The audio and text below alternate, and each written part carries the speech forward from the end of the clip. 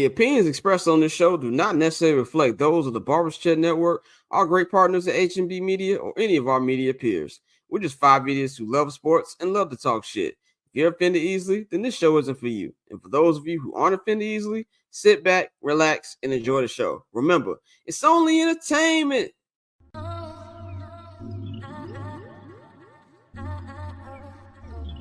So cool. Triple double hat trick, I know the code too. Ice trade, go for trade, yeah we cold too. Getting paper on these player haters, old news. Money on the other line, so I'm not gonna hold you. Money on the other line, so I'm not gonna hold you. Money on the other line, so I'm not gonna hold you. Money on the other line, so I'm not gonna hold you. Money on the other line, so I'm not gonna hold. My agent just said we made 100 flat. Make it back and make it stack. This like no Steven Jack. Put my rings up in the camera like I needed that. Up in the air and at the rim is where I meet them at.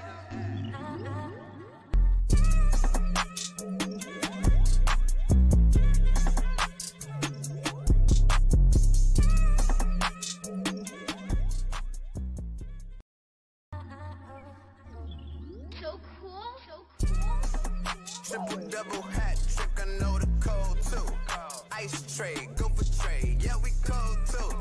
Getting paper on these player haters, old news. Money on the other line, so I'm not gonna hold you. Money on the other line, so I'm not gonna hold you. Money on the other line, so I'm not gonna hold you. Money on the other line, so I'm not gonna.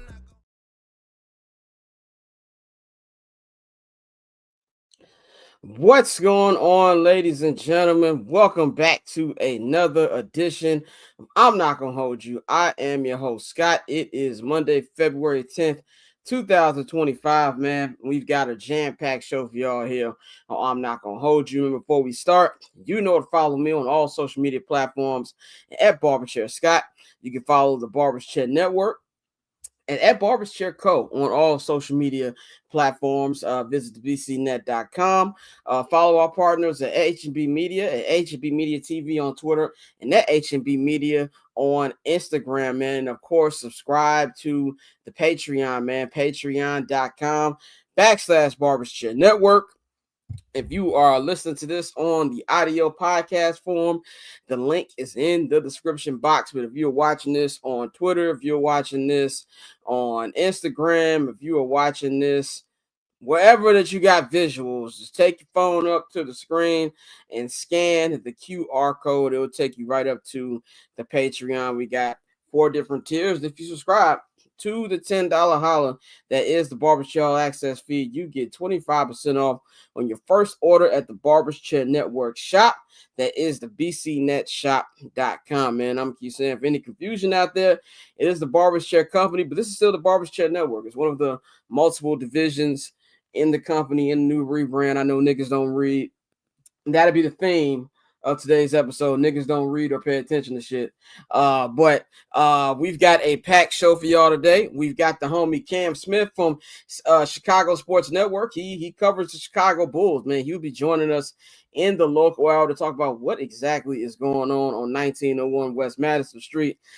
The Bulls just traded Zach LaVine. Looks like they're trying to go all in on getting Bradley. I was about to call the nigga Bradley Cooper. Shout out to Philly. My man, I don't even know no nigga name. That's how annoyed I am today. But anyway, the nigga from Duke, who are they gonna try to go full in to get him? Today we're gonna talk about that. We're gonna talk about a whole bunch of other stuff. Rest in peace to Virginia McCaskey. We are going to talk about could the Bears be going up for sale very soon with her passing?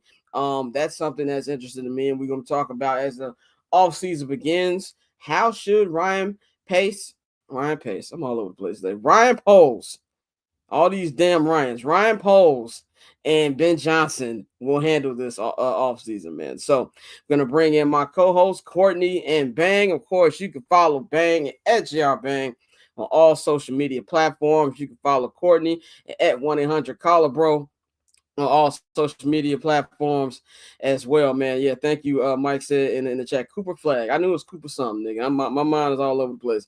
Jag Was for Ryan flag. Pace right? Jag for flag. Jag for flag. Pause.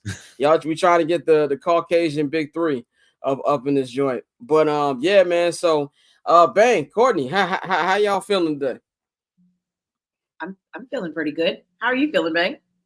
I'm feeling good. Don't I'm not gonna hold you. Feeling good. I'm a little on the verge. I'm on the verge. I got these pretzels right here that are really doing the Lord's work right now. Courtney still thinks that you can drink how you used to drink when you're in your 30s, and she is learning slowly that you cannot do that. I had no alcohol yesterday because I had enough of alcohol in New Orleans last week. So I was just like, no alcohol for me today. It already took me to about 2:30 in the morning to actually get the rundown for this show last night. So I was just like, if I'm drinking, it's not gonna happen. But how was your Super Bowl Sunday? What did everybody do? Where was y'all at? I cooked and drank. That was basically it. I cooked, I drank, watched the game, yelled at my kids, all that. Sound like a regular day in the Bang house. Yeah, I flew back in last night or yesterday, and then my friend picked me up from the airport, went home to get ready, got to my favorite bar to watch the game. Shout out to Myers Garden in Dallas. They always hold it down for me. But yeah, it was a whirlwind day. I was up since I am washed. Okay, I accept that. I can accept the fact that I'm washed. Mike says, don't disrespect Duke like that. Hey, Mike, fuck Duke. Go ahead, Courtney. Crazy disrespect. My brothers are named after Duke basketball players. I won't stand for the slander. Yeah, well, go. Wait, so where'd you come from? You said you were doing what? I was in California. Oh, okay. The best. Yeah. But yeah, I was drinking Rumplemans, flying a little too close to the sun, a la Icarus. It was It was all bad. Shout out to everybody in the chat, even on Instagram, telling me it's Cooper Flag. I know it's been one of them days, man. I know. By the way, if you're watching this on Instagram, hopefully it doesn't cut off after the first hour. Instagram be weird with me because then they'll be like, oh yeah, you can only stream for 1 hour. But in the last couple shows, we did the whole show done streamed on there. So I don't know. If you are watching on Instagram, we appreciate you. And if it cuts out on you, go to the Barber Share or HB Media YouTube. This is my experience watching Super Bowl yesterday, man. First of all, I didn't eat because I ordered a pizza at 2:30, right, to get ahead of it because I knew Super Bowl Sunday, and things are moving a little slow. I know the protocol. This is not the first time I've ordered pizza on Super Bowl. When I tell you that pizza did not arrive till after Kendrick Lamar's performance, and at that point I had already eaten something else, and I wasn't hungry no more. So and then what made me even more upset was a lady who picked it up tried to give me a lecture on why she was late. It's 25 degrees outside. I don't care why you were late. Like the game is on. Just give me my pizza. We can go on about our day. You know what I'm saying? Like. She's like, well, this is going on. I appreciate all that.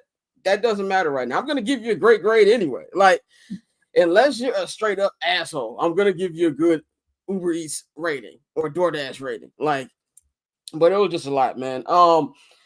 It's a terrible game. Like, terrible. We haven't had a bad Super Bowl. I think the last bad Super Bowl, like just a straight up bad game, was probably I know that Tampa Kansas City was a blowout, but I don't really remember that being a bad game. That was a terrible game. It was not a great game, but a very successful hate watch. Maybe because I was just happy that Brady won. Maybe it didn't feel like a bad game for me. That's probably why. So okay, let's just say that it's been 4 years. This was one of those. This is the Legion of Boom smacking up Peyton Manning type blowout. I was gonna say that's the one. Yeah, that's the last. That was 12 years ago. So that was probably the last one. But it was a terrible game. But I'll say this about New Orleans. By the way, Courtney's still MVP. Just want to let y'all know if we doing co-host rankings, she has the number one spot for a very long time. And Dante's at the bottom right now. He's a part-timer at the moment. But if I could pick one city for the Super Bowl to be at every year, it would be New Orleans. It was great weather, great food. The people down there are amazing. And the funny thing is, like, I wasn't that big of a New Orleans accent until I heard the woman down there talk, and now I'm a super fan of it. Like, you know what I'm saying? Like, it's just a great What you time need, out there. babe?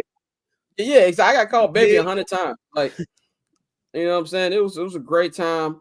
You know, New Orleans has like catfish in the airport, my nigga. Like, you will have a full on meal. Like, when I was heading back, I was like, I'm not finna get on a 2-hour flight and be eating like this.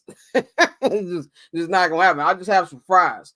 But they had a whole bunch of stuff down there. But Super Bowl week, did y'all find the pregame stuff kind of weird? Like the commercial of Tom Brady. What's up, Tom Brady, with that loose shirt he had on? He ain't tuck it in time. Yeah, he ain't tucking That's it on all. time.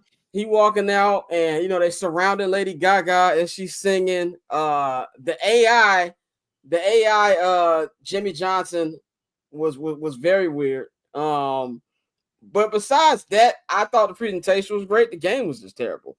Yeah. That's what I felt about it. But shout out to everybody in the chat. You said Courtney is MVP. Here, let's go. Let's get into our first topic, man. Let's just talk about it, man. The Philadelphia Eagles are the Super Bowl champions. They won last night 40-22. Do not let this score fool you. It was not that close. Patrick Mahomes put on some LeBron James prime stat padding last night. And for those of you who out there like, what are you talking about LeBron no stat pad? If you watch any Laker game, when them niggas is down 20 points in the fourth quarter, he on the striving of greatness mode, so he can, you know, get higher on the scoring leaders list. This is exactly what Patrick Mahomes was doing last night. If you look at Xavier Worthy's numbers on paper, you're like, man, this nigga had a good game. No, that was really a 40-6 game. Philadelphia, Jalen Hurts, man. Jalen Hurts, 17-20, 221 yards passing, 2 touchdowns, only 1 pick. A great game. That ball he threw to Devontae Smith, which is basically the pass that ended everything, sealed everything, was phenomenal. Even Kenny Pickett, who I had the opportunity of interviewing during opening night, even he played. Even he threw a pass. Jalen Hurts led the team and rushing, 11 carries, 72 yards, 1 touchdown. If there's anything that Spagnuolo did good on, that was slowing down Saquon Barkley. He had 25 carries, but only 57 yards, stayed out the end zone. That was the only good thing he did, man. A.J. Brown, Devonta Smith, all got touchdowns. Real balanced game for them, man. On the other side, we're going to get into Patrick Mahomes and the Kansas City Chiefs in just a minute, but I got to salute the Eagles. And I think we got to look at the Eagles, man, as, you know, the gold standard in the NFC, man. This is their second Super Bowl championship in like 8 years. They won 2017. And everything that they built over there, this is them getting to the Super Bowl 3 times. 3 times in 8 seasons, second time in 3 years. And with, you know, 2 different iterations of the championship team, they had 2017, this one now. And it just shows you exactly what a model organization should look like, man. Howie Roseman, what they're doing, Jeffrey Lurie in the ownership. And it just really showed that this was the best team front to back all year, which I don't want to say they went under the radar, but they kind of did go. They went under the radar all year. In the NFC, all we're talking about Detroit.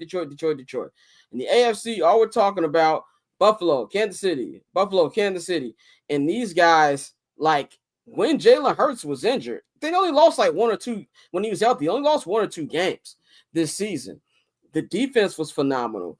The pass rush was phenomenal. The blocking was phenomenal. And we see time and time again that if you have the trenches, you know what I'm saying, you're going to win. In the word, and what my man Swagoo say, it's all about the trenches. That's what it's about. If you're dominant on offensive line side, defensive line, you give yourself a great chance to win. And I was sitting there watching as a Bears fan, like, yo, I never want to hear fans of other franchises tell me that I'm caring too much about offensive line.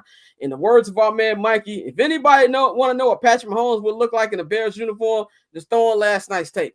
That's what it would look like. And so it shows you that if you have these trenches, you give yourself a great chance, man. And Vic Fangio, I am so happy for Vic. Bears have had a lot of defensive coordinators. He's probably my favorite defensive coordinator, even over Riverboat Ron, the defense that took us to the Super Bowl. I love Vic Fangio, man. And to go out there and for him to finally get a Super Bowl, gotta love him, man. Devontae Smith, he is now at the championship and a Heisman. AJ Brown getting the championship, and what can we say about Jalen Hurts, man? Jalen Hurts has shut a lot of people up. I know, Ben, you said people hit you up talking about they were upset about what I said about Jalen Hurts. Hey, man, Jalen, you shut me up, bro. You had a great game. I can't say anything. And honestly, if we're talking about these other quarterbacks, Lamar Jackson, Josh Allen, Joe Burrow, yeah, those guys might have the better statistics and now the MVPs. This dude's the champion, and he did what at least two of the three can't do, and that's beat Patrick Mahomes. In fact, he's outplayed him twice. Even the Super Bowl they won, that they lost 2 years ago, he still won, man. So I got to give credit to the Eagles. Shout out to their fans, even though Philadelphia sports fans are probably some of the biggest assholes walking this earth. I got a lot of homies that are Eagles fans. Shout out my boy Cliff. He's a big Eagles fan. Shout out my boy G. He's a big Eagles fan. So shout out to all y'all. Also, shout out my boy Trav. Can't forget to shout out my man Trav. So yeah, this is a team that we look at the Bears schedule. I don't like doing preseason who's going to be the tough matchups. We already know that's going to be a tough matchup, man. But Courtney, what did you think about the Eagles' performance last night, and how do you feel after they won this championship? I think it's fantastic for Jalen Hurts. Like you said, he's outplayed Patrick Mahomes twice now. Obviously, I remember in that first Super Bowl, it was, fumbles are going to happen. Patrick Mahomes now knows that. But yeah, that was a great game. That was a great game for me as a hate watch. I really, really, really did not want to see the Chiefs three-peat. I did not want to turn on sports talk this morning and hear the absolute glazing that I was prepared for. So I was thrilled. And again, it wasn't even close. Like that was the craziest part about it. That Eagles defense is nice. Top two, and it might not be two. Yeah, they've showed all year they were a top number one defense. Bang, what's your thoughts yesterday? You said all year the field was gonna win, and you ended up being right in the end. Yeah, I kept saying, and I was worried about that until we saw what happened. They've played so many games that the war of attrition have to come. But then also when I thought about it, and I kept saying also again that the trenches, this was all about the trenches. Can the Kansas City Chiefs offensive line withstand that defensive line? I had concerns about that. Can their defensive line, Kansas City, penetrate the offensive line of the Eagles? And that was not going to be the case. And that's how you win the game. That's how that game was won.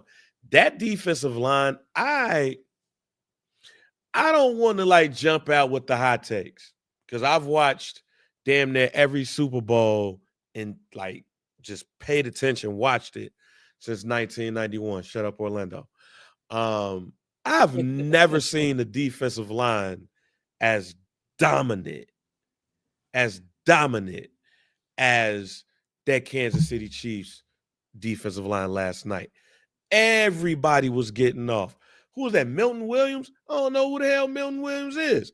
I knew last night Milton Williams probably, if he's a free agent, he gonna get that Larry Brown check. For those who don't know, Larry Brown was the MVP of one of them Super Bowls that the Dallas Cowboys had won. He had left, went to the Raiders, got a boatload of money. I think he tore his Achilles or his knee up, and he didn't really play again.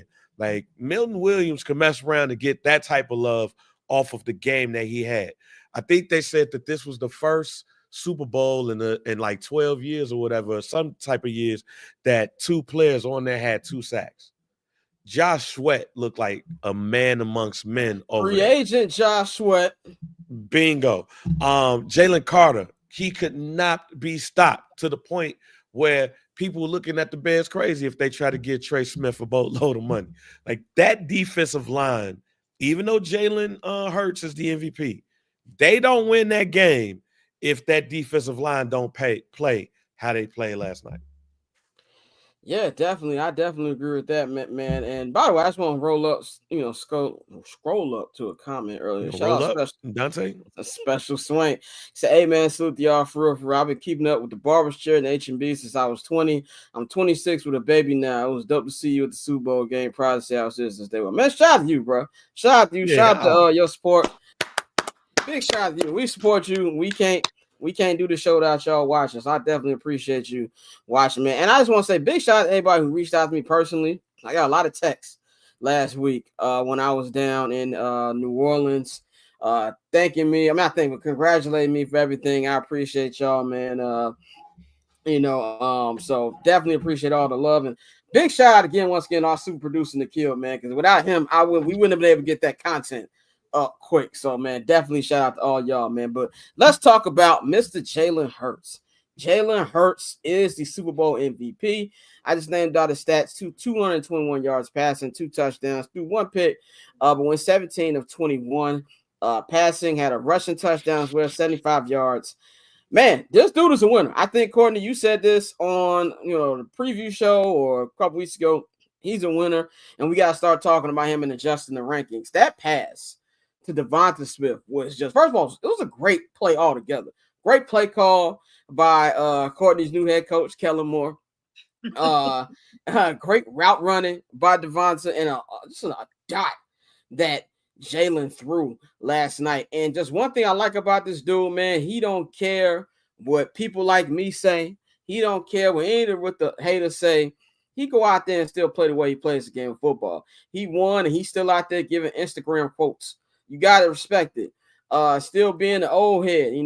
Many people asked him, who is he like better, Drake or Kendrick Lamar? And he was like, man, I'm a Frankie Beverly guy. I saw a video today of him literally giving Frankie Beverly his flowers on Frankie Beverly's final tour before he passed away. But at this point, man, we got to adjust our rankings. We talking about who's the best quarterbacks especially more particularly NFC. I feel like that's where it's murky at. Like, we know the AFC is the quarterback Avengers. Like, that's where all the heavy hitters at. You got the Patrick Mahomes, multiple time MVP. You got Lamar Jackson, multiple time MVP. You got new MVP, Josh Allen. I know Courtney likes that one. And you got Joe Burrow, of course. But in the NFC, you got your Matt Staffords. You got your Jared Goffs. You got your Dak Prescotts. I think you can say that Jalen's the best quarterback in the NFC right now. I saw you just threw Jared Goff up in there. That was crazy. I don't like Jared Goff. I'm just naming who's actually good in the NFC. My fault. I like how you just slid Jared Goff in there. Trust me, I am not trying to get Jared Goff any love. There's one thing about golf: you cannot fool me like you fooled them. But go ahead. Oh wait, what are you? Oh, about Jalen Hurts? Yeah. Again, I told you I was like, people have been treating that man like he's a make-a-wish quarterback. And I'm telling you, bro is good. It's in his DNA. He's a fucking winner. And now he's got the ring to prove it. And I couldn't be happier for the guy. I'm fucking thrilled. Oh. It says Jalen Hurts, the first real brother QB to win a Super Bowl since Doug Williams. This is Russell Wilson erasure. You know what's the thing about Russell Wilson? The funny thing about Russell Wilson is 3 niggas who you would think a mix, or 2 niggas you would think a mix, but not. Russell Wilson and Caleb Williams. I thought Caleb Williams was biracial for the longest time. Nigga is no, he's not. That nigga has 2 black parents. Yeah, and the funny, Roma Dunze is biracial. Caleb Williams is not. as one, I can tell, but Caleb Williams, that is very shocking. I did not realize that. His parents light skinned as hell. Yeah, they just light skinned, and coming from a fellow light bright. Both of my parents are like the barge color, so you know what I'm saying. I definitely I can peep him out, but he tricked me. Well, so Bang laughing. Man, if you ever, I'm gonna show you a picture. My dad looked like one of the Commodores. No, I've seen a photo of your pictures, your family when y'all celebrate like y'all family's anniversary or birthdays. Yeah, it's just the fact that you said the barge. It's the barge color. You know what I'm saying? The barge color. The barge colors. Like you put a chart up and it's like the barge right there. Right. The barge color right there. And Russell Wilson is a full nigga from Richmond, Virginia. Did you notice that Russ only does the corny Broncos country when he's like in front of people. When you see him on Sierra's Instagram, this thing got a wild deep voice. Yeah. Like We call that, brother, that's code switching. Yeah, I get it, but it's just funny because it's like Michael Jackson actually had a deep voice. Like Michael Jackson in the day. My name is Michael. Right, yeah, he's a nigga from Gary. Absolutely right. Yeah, like my favorite Michael Jackson story is not the one that Freddie Gibbs always tells. It's the one that Quincy Jones told. He said one time they was kicking at the crib in Beverly Hills, and Mike, I guess, was like a few houses down. Mike went out the back door and grabbed the brick as he walking home. And Quincy's like, Mike, we not in Gary or Chicago no more. you don't need a brick. At the end of the day, still a nigga from Gary. But Jalen Hurts first real brother. We've seen a lot of that on Twitter. Shout out to Brand. He said AFC, NFC looking like used to look like in the 90s. All had the hell elite ones in the AFC, and then it's a couple where you're like, they can win a Super Bowl, even if they are the main reason why. Thank you. Mid-tier quarterbacks are back. So is that where you place Jalen? What you think about Jalen's performance? This is no diss to Jalen Hurts. Let me just say this. This is no diss to Jalen Hurts. What I'm telling you is we talking talent. I'm not talking about wins. We're talking only talent. Is that man talented? Yes, he is. Is he better is he more talented than Lamar Jackson? No. Is he more talented than Pat Mahomes? No. Is he more talented than Josh Allen? Debatable. What I'm telling you is that Brando is right. In the 90s, yeah, the mid-tier joints can get you one. And that's what I was talking about. We put so much stuff on the quarterback. We put so much pressure on the quarterback where you realize that man ain't going to be the only reason why you win a title. You need a team. So when you look at the 90s, when you look at people like Brad Johnson with a ring, when you look at people like Trent Dilfer with a ring, there are more of those than number one picks in the draft getting rings. Shit. The most talented quarterback in the 1983 draft, talent-wise, was Dan Marino. He got picked in the back end because people was like, yo, dude, I don't know about him. Jim Kelly went to the USFL. But when you look at some of the other quarterbacks that got drafted, like they ain't even around. You need that second tier level. And that second tier level will get you a ring or two as long as you got a good team around them. So, no, I love him winning a Super Bowl for that reason alone. And yeah, you could be a top tier, you could be a second tier quarterback and move into it. But it's good to have that second level. That second level keeps things honest. And again, okay, Troy Aikman. Troy Aikman to me is tier 2 compared to the talent that everybody was. But who was the team in the 90s? The Cowboys. There you go. You need everybody can't beat Patrick Mahomes. Everybody can't beat Joe Montana. Everybody can't beat Steve Young. Nigga, Mark Ripken got a Super Bowl. Stan Humphries went to a Super Bowl. Like, come on now. Yeah, I agree with that. Bring back the second tier quarterbacks. And like you said, that showed you can still win. When we talk about people who win, we're going to do the sports media thing and say, can they run it back? Can they repeat? Now they will be losing their offensive coordinator. Vic Fangio is going to be there because he didn't get any job interviews doing the thing. Everybody is hired. So he ain't never getting a head coaching job again. Who was he was the head coach of Denver, right? That was the last head coach. Okay. So the defense will be straight, but Kellen Moore is gone. So they're going to have to get their third offensive coordinator in like 3 seasons. So that's going to be another task for them as well. But they've got a lot of key free agents.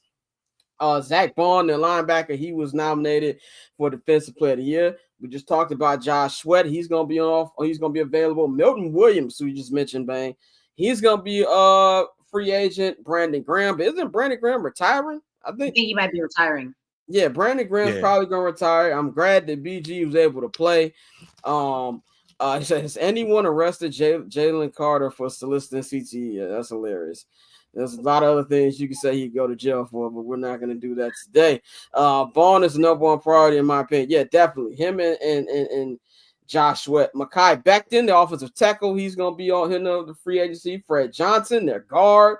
Avonte Maddox, Kenneth Gainwell, Orrin Parks. They've got a lot of free agents coming out, which we know that Howie Roseman, he's going to try to get as many of them back as possible. He says some coordinators just shouldn't be head coach. I agree with that. I agree with that, Brandon. Some coordinators are just good being North coordinators. Toner. Speaking North of Toner. coaches, Yeah. if I may, are we going to have a dialogue about Nick Sirianni? I mean, that's only right. Only right. I still don't think that highly of him, to be completely honest with you. But I have to give him his credit. That team believes in him. He is what a Stu got said today. He became a leader of men. That's what Nick Sirianni has become. He is the number one paisan in the NFL right now. Yeah, so you have to the give him his Italian love. American community loves them some Nick Sirianni. Yes, if Sopranos the real thing, Silvio would be a Nick Sirianni fan. So would Tony. But I think that you got to give him his like you can't. No matter how you feel about somebody's X's and O's, he might just be a CEO type of head coach. You know what I'm saying? Like a Dan Campbell. You've been to 2 Super Bowls in a row. I mean, 2 out of 3 years. You're a good coach. And the funny thing is, Courtney, you said this today, he had the Ryan Day fail up. Eagles fans wanted this nigga dead just a couple weeks ago. Yep. Just like if I every foul word in the book my brother used against Ryan Day this season, and then he gets the extension. He's like, you know what? I'm not mad at it. Championships change and winning cures everything. So I have to give him that. I can't be up here being a Bears fan with all the bad coaches we done had and be up here and act like, oh, Nick Sirianni is just bottom tier. He just might be a really good CEO type head coach, leader man type head coach. Courtney, what do you think about him since you brought him up?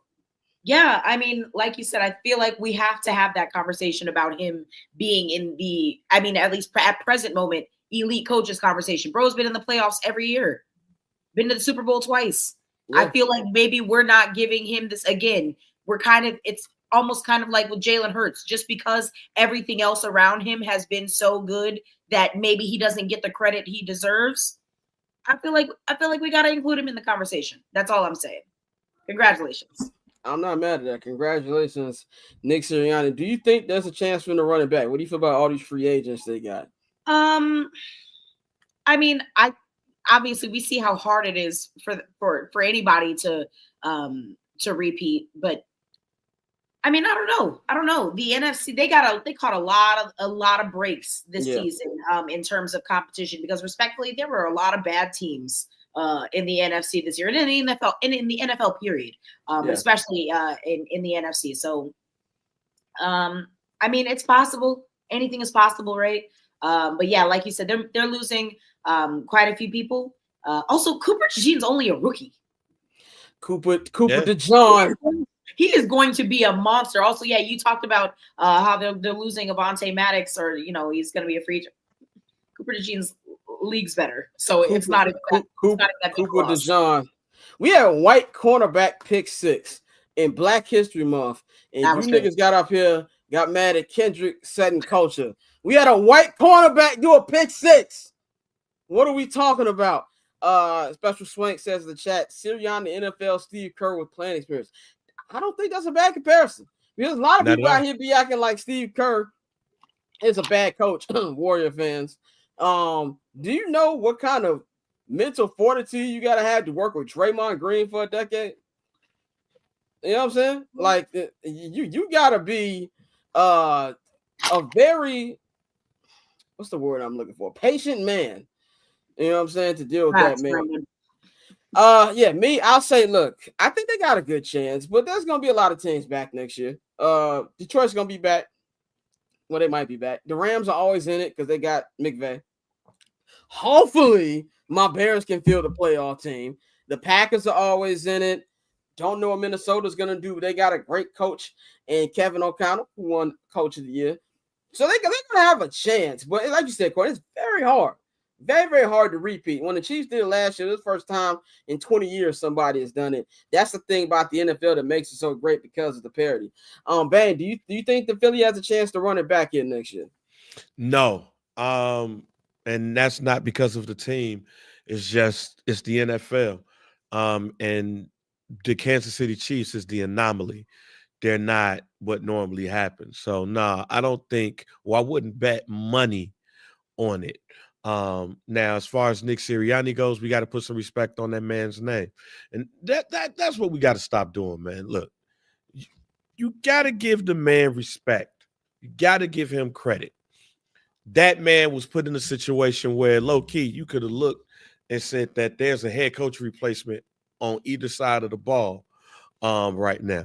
And that man did a good job leading that team. And the players was like, yo, fam, we okay.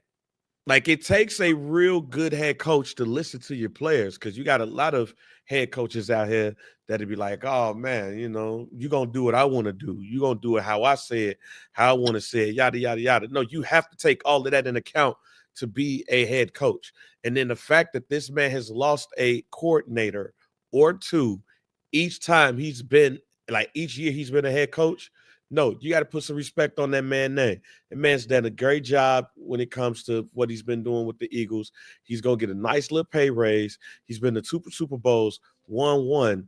You can't do that just by saying like, it's everybody else.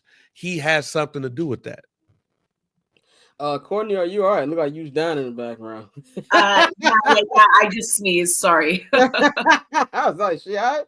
Hey, at least I was muted. At least I was right. muted. Let's get to the losers. We have to get to the losers here. First of all, before we get to them, Thomas Edward Brady, you are not low, my guy. I watched that interview you had with Pat in the pregame. You said, yo, Patrick. By the way, this nigga pronounces words in the funniest way ever. Like, he just talks like he's the richest nigga ever. Granted, he had a watch that's worth more than every block on my house. I mean, every house on my block. But the way he said, yeah, the way as a quarterback in socks, like the way he just talked weird. Anyway, he told a nigga, if y'all 3P, nobody be happy than me. But as Pat was progressively failing throughout the night, he got more and more giddy in his voice. He's like, well, don't know if you heard, but my first 9 Super Bowls. Saying my first 9 Super Bowls is one of the craziest flexes I ever heard ever. My first 9 Super Bowls, nigga, I did this. They were down like 31-6. He was like, well, I was down more. We were down 28-3, and we still won. And it's like as the beatdown got worse and worse, he was just like, well, so much for that. And it's like he just got more giddy and giddy. And this is something where, leading into this first thing about something that Bang has been saying for about a year and a half now on this program, and that is stop crowning niggas before they career is up. And there was so many people, GOAT this, GOAT that, greatest team ever. When they were doing ESPN stats, greatest quarterback in his 20s. And now he lost and got beat down. Not only get beat down, the offensive line was bad, but as a nigga that's watched a lot of Caleb Williams this year, some of them sacks was his fault. He was stepping in to them sacks in that game. That was the worst game I've ever seen from Patrick Mahomes in his entire career. Even when they got beat down against Tampa a couple years, he didn't look as bad as that. Yesterday, he looked like a Bears quarterback. I never thought I'd say that. He looked like a Bears quarterback, and it was just bad. And I think that we need to put in perspective what Tom Brady did. What Tom Brady did is just some stuff we just never going to see again. When we compare longevity, I know everybody likes to bring up LeBron, and this is no hate to LeBron. I think LeBron, from an individual statistic standpoint, is doing something we've never seen in the history of the NBA. But Brady was still winning championships in his late 30s, early 40s, won a Super Bowl in his 40s, won an MVP in his 40s. Those are things that LeBron is not going to do. And when you compare the winning, that's why I put Michael Jordan on such a high, pedestal. There hasn't been a three-peat in American sports in 23 years. Shaq and Kobe Bryant were the last ones to do it. Michael Jordan did that twice in an 8-year span. Like, I don't think we understand. Like, when it happened, a couple years after it happened, it was crazy. But almost 30 years since the 6th championship, it seems even more asinine that they were able to do that. And this is nothing towards Pat. I think, there's a lot more in this career, not even 30 yet. But I do think for the moment, we need to pipe down a little bit and understand what Tom did is not the norm. And no matter how great Pat has been, you got to remember it took 10 years for Brady to get ring number 4. And when it comes about the GOAT conversation, we need to chill out for a little bit when it comes to that. Bang, I'm gonna give you the floor on this.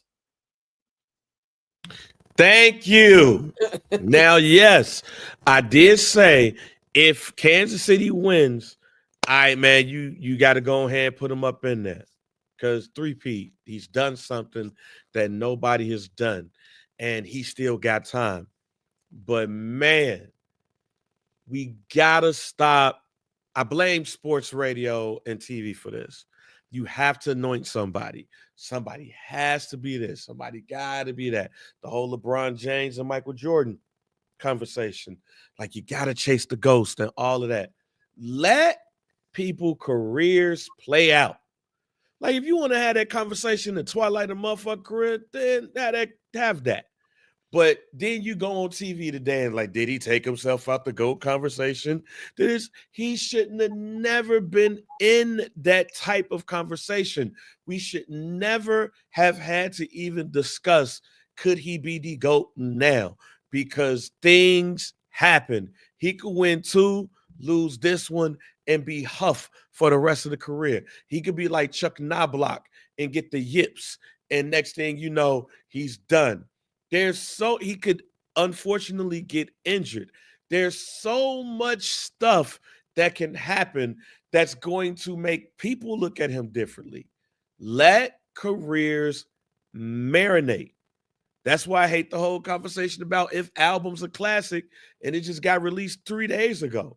You gotta let the body of work be done before you start anointing people to that, unless they give you special reason to. He would have got 3 in a row. Conversation needs to be had, but that hasn't. And now look at y'all backtracking about, could he be the GOAT? Could he be the greatest of all time? Because he got his ass whooped twice in 2 Super Bowls. Not once, but twice. And the 2 Super Bowls that Patrick Mahomes lost, he's gotten his ass beat. And I think that's an important point. The 3 Super Bowls that Tom Brady lost were 1-score games, and 2 of them because of catches you will never again see in your life. The Tyree catch in 2007 and the Mario Manningham catch in 2011. Special Swank says in the chat, hot take yesterday was a loss that brings the Chiefs back to reality for real. Wouldn't surprise to take a decent step back next year. I'm genuinely curious about what it's going to look like next year. Because this offense, and even though I think Matt Nagy is a cool guy, and I've always said this, I'm not just saying this because nigga gave me an interview. I always thought Matt Nagy was a cool guy. He just shouldn't be a head coach. But that offense has not looked spectacular since he's been back these last couple of seasons. Let's just keep it a buck. They won the championship last year because of the defense. It's a much different look between 4-1 and 3-2 in the Super Bowl.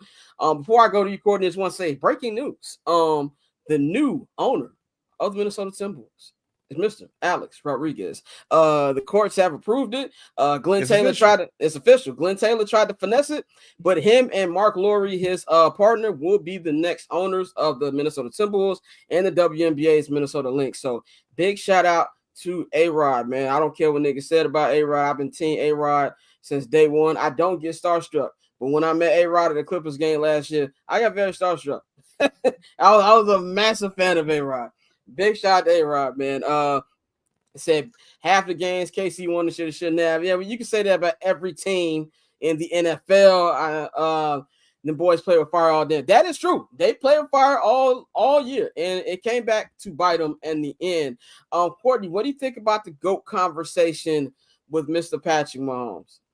I mean, I don't think it's a bad conversation to have, before the game, considering what was at stake, right? Like anytime you have something, and a team and a quarterback has the potential to do something that's never been done before, I feel like you kind of have to have the dialogue at least. Now, I do completely agree with you though, Bang. You can't crown somebody and anoint somebody before the body of work has been completed. We have these kinds of conversations about Russell Wilson. Like, did he play himself out of the Hall of Fame? Right. Did he? We can unpack that another time. I'm actually just thinking about that now. But no, I don't think it's a bad conversation to have. It's just he's not there yet. That's okay. That's okay. He's not there yet. And I don't know if he ever will. I don't know if he ever will. What Tom Brady did was incredible, and I personally don't think it'll ever be done again. So for me, he'll always be the GOAT. You can't rush greatness. You can't rush greatness. I just want to address the guy in the chat who has known me for 23 years. Michael Willis says, Cap, you were a Jeter guy. I was an A-Rod guy. I was both. I just was a bigger Jeter guy.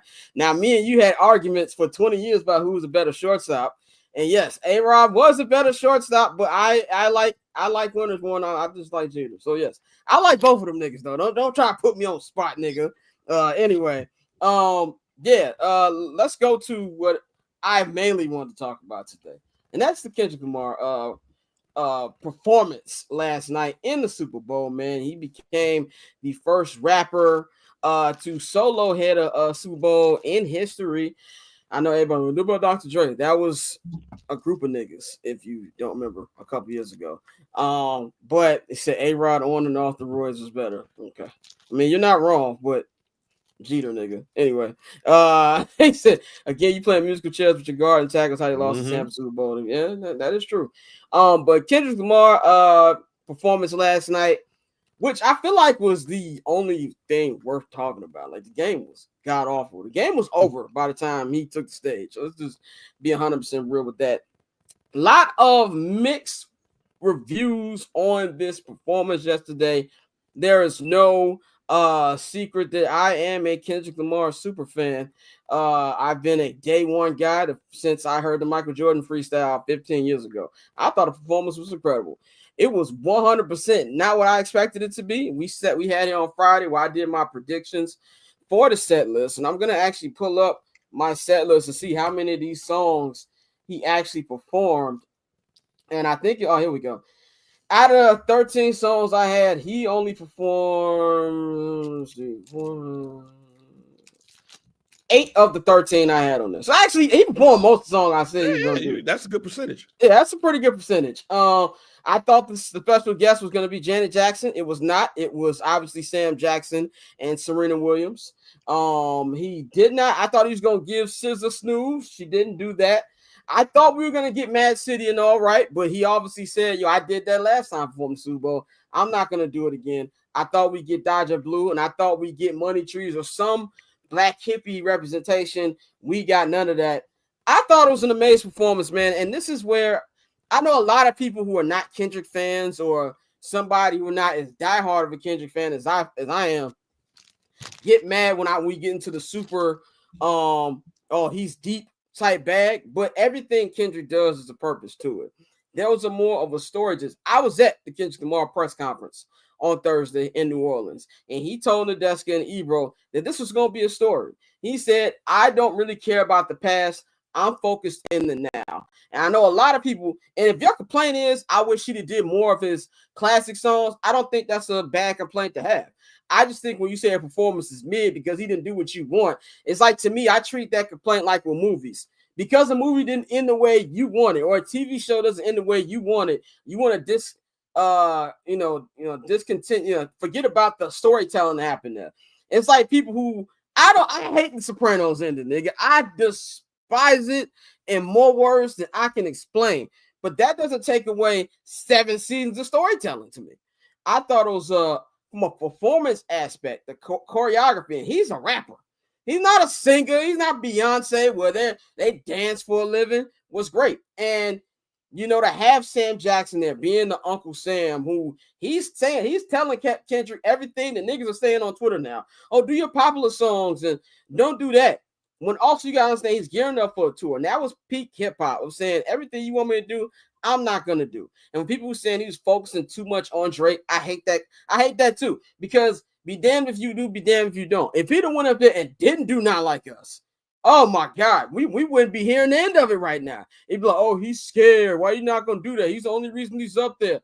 He gave you Not Like Us. We spent 5 months saying, oh, the NFL isn't going to allow him to do that. The NFL So Ray Rice knocked out his girlfriend on camera and said, we need to see more proof before they suspended this nigga. And y'all thought they cared about words? What are we doing here? So for him to go out there and then teased it throughout, he did the hip hop joints. And for somebody who says, do you need to please to play the more known songs? I'm gonna give y'all even more behind that. Every song he did has cracked the top 25 of Billboard. By definition, that's a hit. That album has been out 2.5 months. It's not like he put this album out last week and people still learn the words. No, these are songs that everybody knows. Luther is currently the number 3 song in the country. That's not just niggas listen to if it's getting to that. TV off. End the thing with it. You got the squabble ups. You know, the intro was a deep cut for the fans because we know that was on the GNX trailer.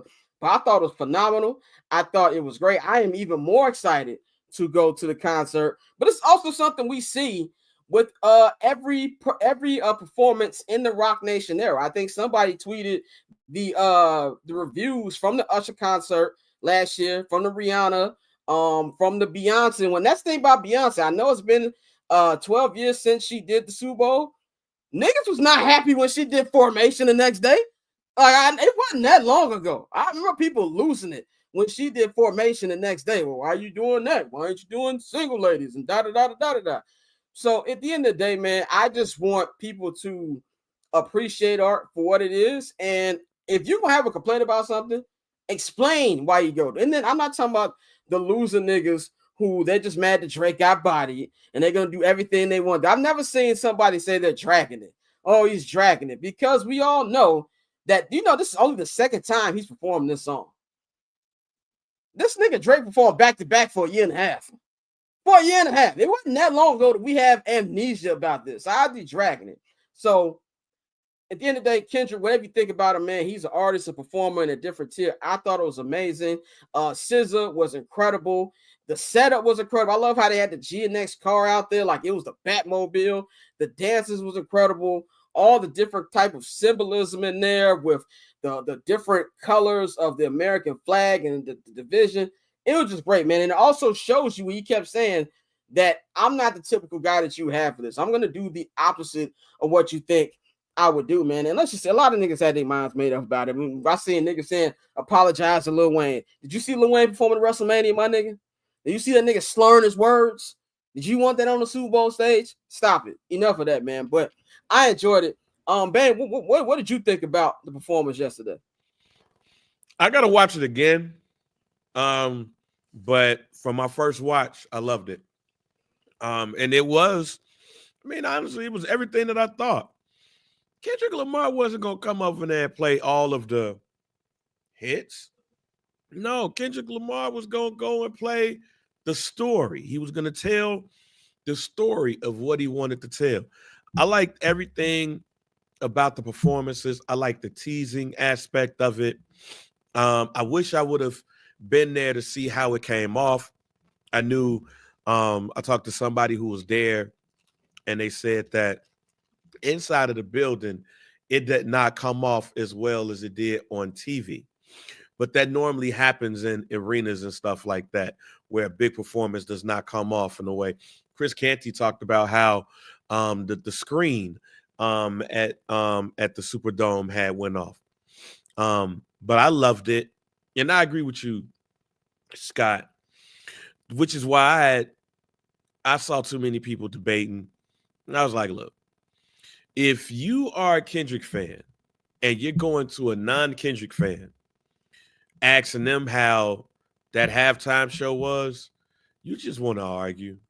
Like, you just bored and you want to argue. They're not going to like that shit. Just like you can't go to a Kendrick fan and be like, what you think about it? And they say, yo, it's good. And then you like, man, you tripping. Like, no. But I also believe that we're in a world that everybody wants to have an opinion before the things happen. We live in a world that everybody just has something to say. And you live in a world that people just like to be anti. Not saying that you have to like the performance, but it's easier for you to be anti-Kendrick instead of you saying, hey, this is why I didn't like the performance, and here's why. I liked it, though. He did his thing.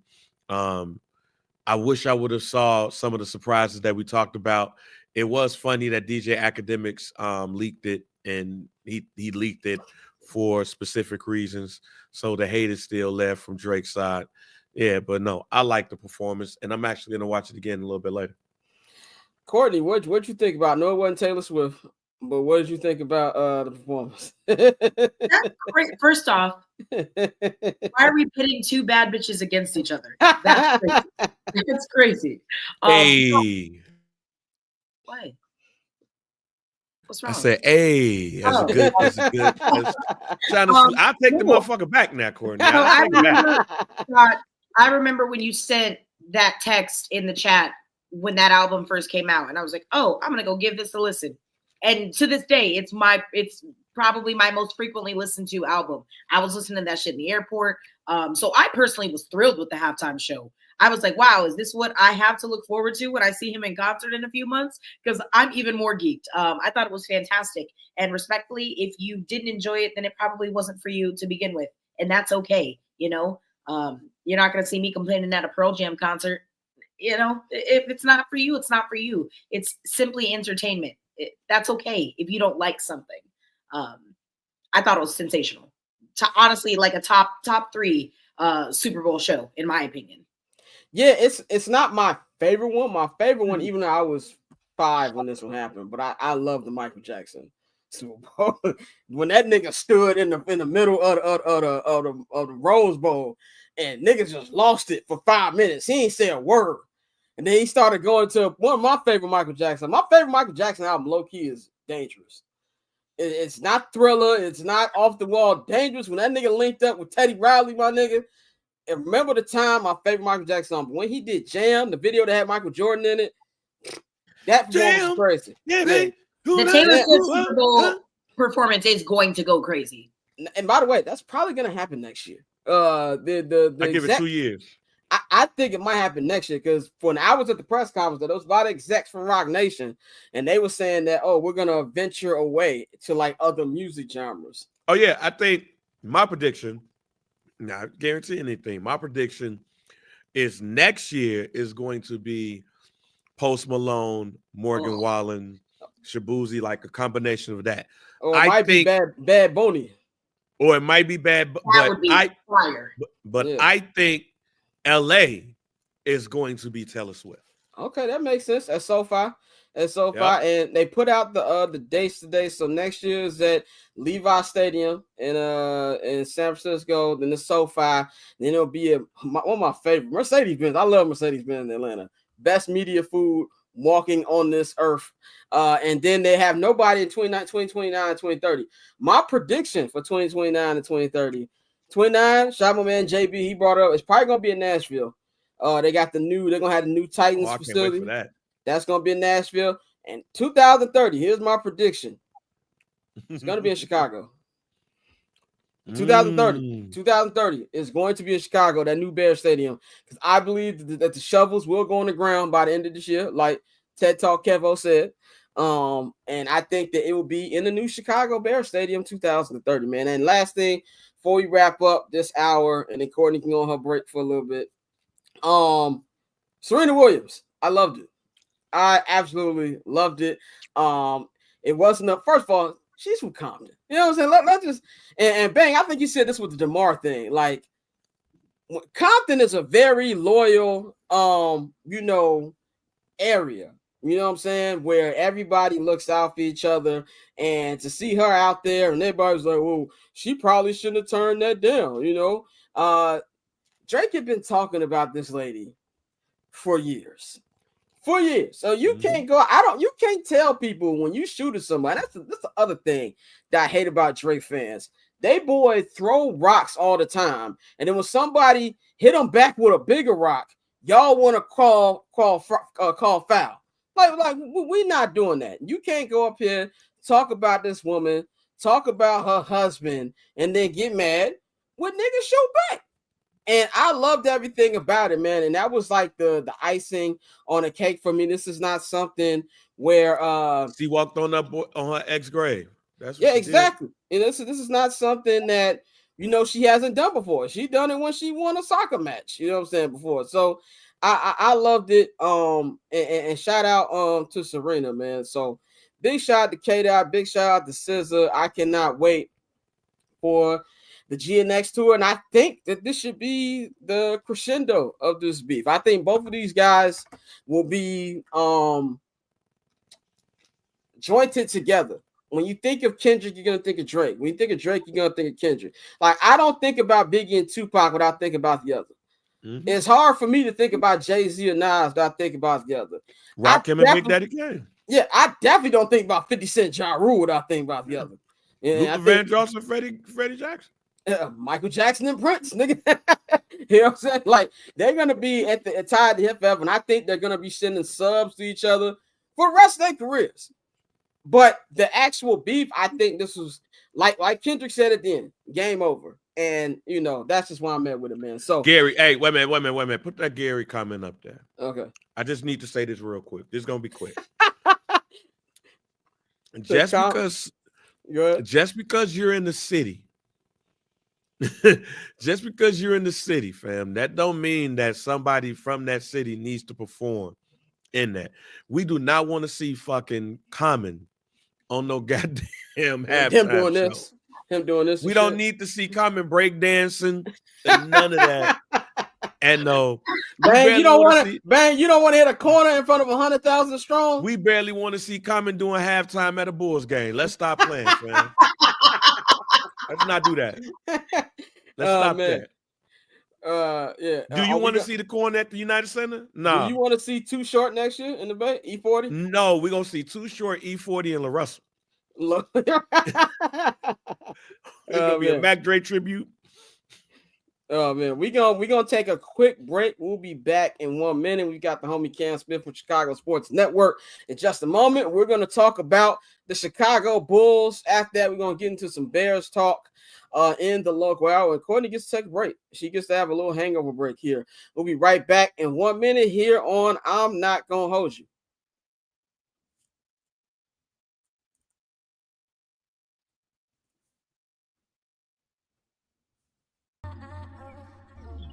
So cool. Triple double hat trick, I know the code too. Ice trade, go for trade, yeah we cold too. Getting paper on these player haters, old news. Money on the other line, so I'm not gonna hold you. Money on the other line, so I'm not gonna hold you. Money on the other line, so I'm not gonna hold you. Money on the other line, so I'm not.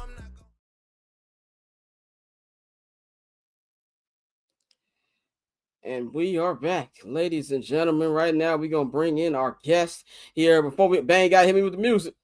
It is the local hour.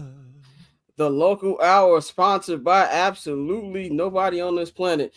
We've got the homie Cam Smith here from Chicago Sports Network, man. He covers the Chicago Bulls for us, man. Cam, definitely glad to have you on the show, my guy, man. Definitely a fan of your coverage of the Bulls. How you feeling on this Monday? Hey, man, first let me thank y'all for having me on, man. I appreciate it. Bang, I didn't know you had vocals like that, so you probably was like an alto in church choir or something like that. At some point in life, we you know this, man. If you're involved in church, you got family members in church, man, especially if your grandma made you go to church, then you're going to be in the choir or you're going to be an altar boy or something like that. So it feels like you were in the choir because I know I was in the choir when I was coming up. But so I appreciate y'all for having me on. Fun fact, and this might sound bad, but shouts out to Greatest Harvest Baptist Church on 51st, well, formerly on 51st Estate. That's why I got baptized. That once I got baptized, the Reverend was like, "Yo, we're gonna put you in the choir." I never went back. I didn't go back till my grandmother passed away. I feel bad. Yeah, I wasn't. No, I was. No. We had no. We had no choice, man. My grandparents had 7 grandchildren, 5 of us boys. So especially this late 80s, early 90s, he was making sure we stayed in the church with everything that was going on in the city. Then also they had 2 grandmothers, so we made sure we were either in the choir or your altar for my cousins that were girls, man. So we went to Grant Memorial AME Church over there on Drexel, on like 43rd and Drexel. So yeah, I definitely feel where you're coming from, bro. Where it's like you get baptized, you got family and parents in the church or grandparents, they're gonna make sure you serve the church at some point. Oh yeah, I was in the Alkalites. Like my dad's a preacher. Like I was over there on 630 Never Heart, man, walking distance. Well, as the kids call O Block, we just called it Parkway over there when I was over there. But yeah, that's where we was at, man. But man, let's get into the Bulls, man. The Bulls, man, there's a lot of stuff we can say about the Bulls. I personally have been disgusted with this franchise for the last couple of years. It just kind of feels like they're just there. And finally got rid of Zach LaVine last week. 3-team trade, sent him over to Sacramento. Man, they got their own draft pick back. But I think the thing that disgusted a lot of the fans was what AK said in his press conference. And it kind of doesn't feel like he has a plan. What's your opinion on everything that went down last week in the deadline? And what does AK even really have a plan, in your opinion? You know what, man? There was a lot of interesting things, and I'm with you in terms of just trying to figure out what the direction of this franchise is. But this is something that we've known coming into the season, especially where they've come out and said that they're tired of being in the middle. And we know this, right? It's either you're in heaven in the NBA or you're in hell. Like, you don't want to be in purgatory, right? And so you have a franchise that have been in purgatory for the past few seasons, and there felt like it was no way out, because making the play-in, yeah, cool, you get the golf clap, pat on the back, you made the play-in, but we're coming from a city, and just with the history of this franchise, just being from the city in general, where we don't want to make consolation prizes. Like, that's not cool. Like, that's, you're just playing kick the can down the road. But you have to have a situation where you just rip the Band-Aid off. And this is something that I've said when I subbed in for my man Jason Goff for Bulls pre and post, something that I said on our show, The Chicago Lead on the Chicago Sports Network, is that you have to move forward. If the plan is to build towards the future, then rip the Band-Aid off, and you do that by making moves by trading Zach LaVine. And that's what I thought was going to be the first domino, which was the first domino of this franchise moving forward towards the future. But you hit a kind of rut when you get to a situation when you can't move off of Nikola Vucevic. And from what I've been told from Bulls insider for Chicago Sports Network and Casey Johnson, was that the Bulls were trying to fire off as many deals and options as they could with Nico, and trying to get them over to Golden State. So just things on the other teams and at that negotiation table that fell through. And obviously with the Warriors, them going into the Jimmy Butler sweepstakes and getting those sweepstakes. I'm not going to say they won the sweepstakes, because we're still trying to figure out how that's going to look.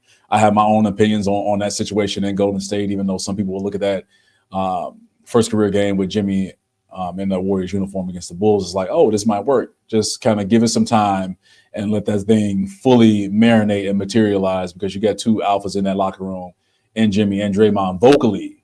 Those are the alphas that I'm talking about that are going to butt heads at some point. So you don't move Nico.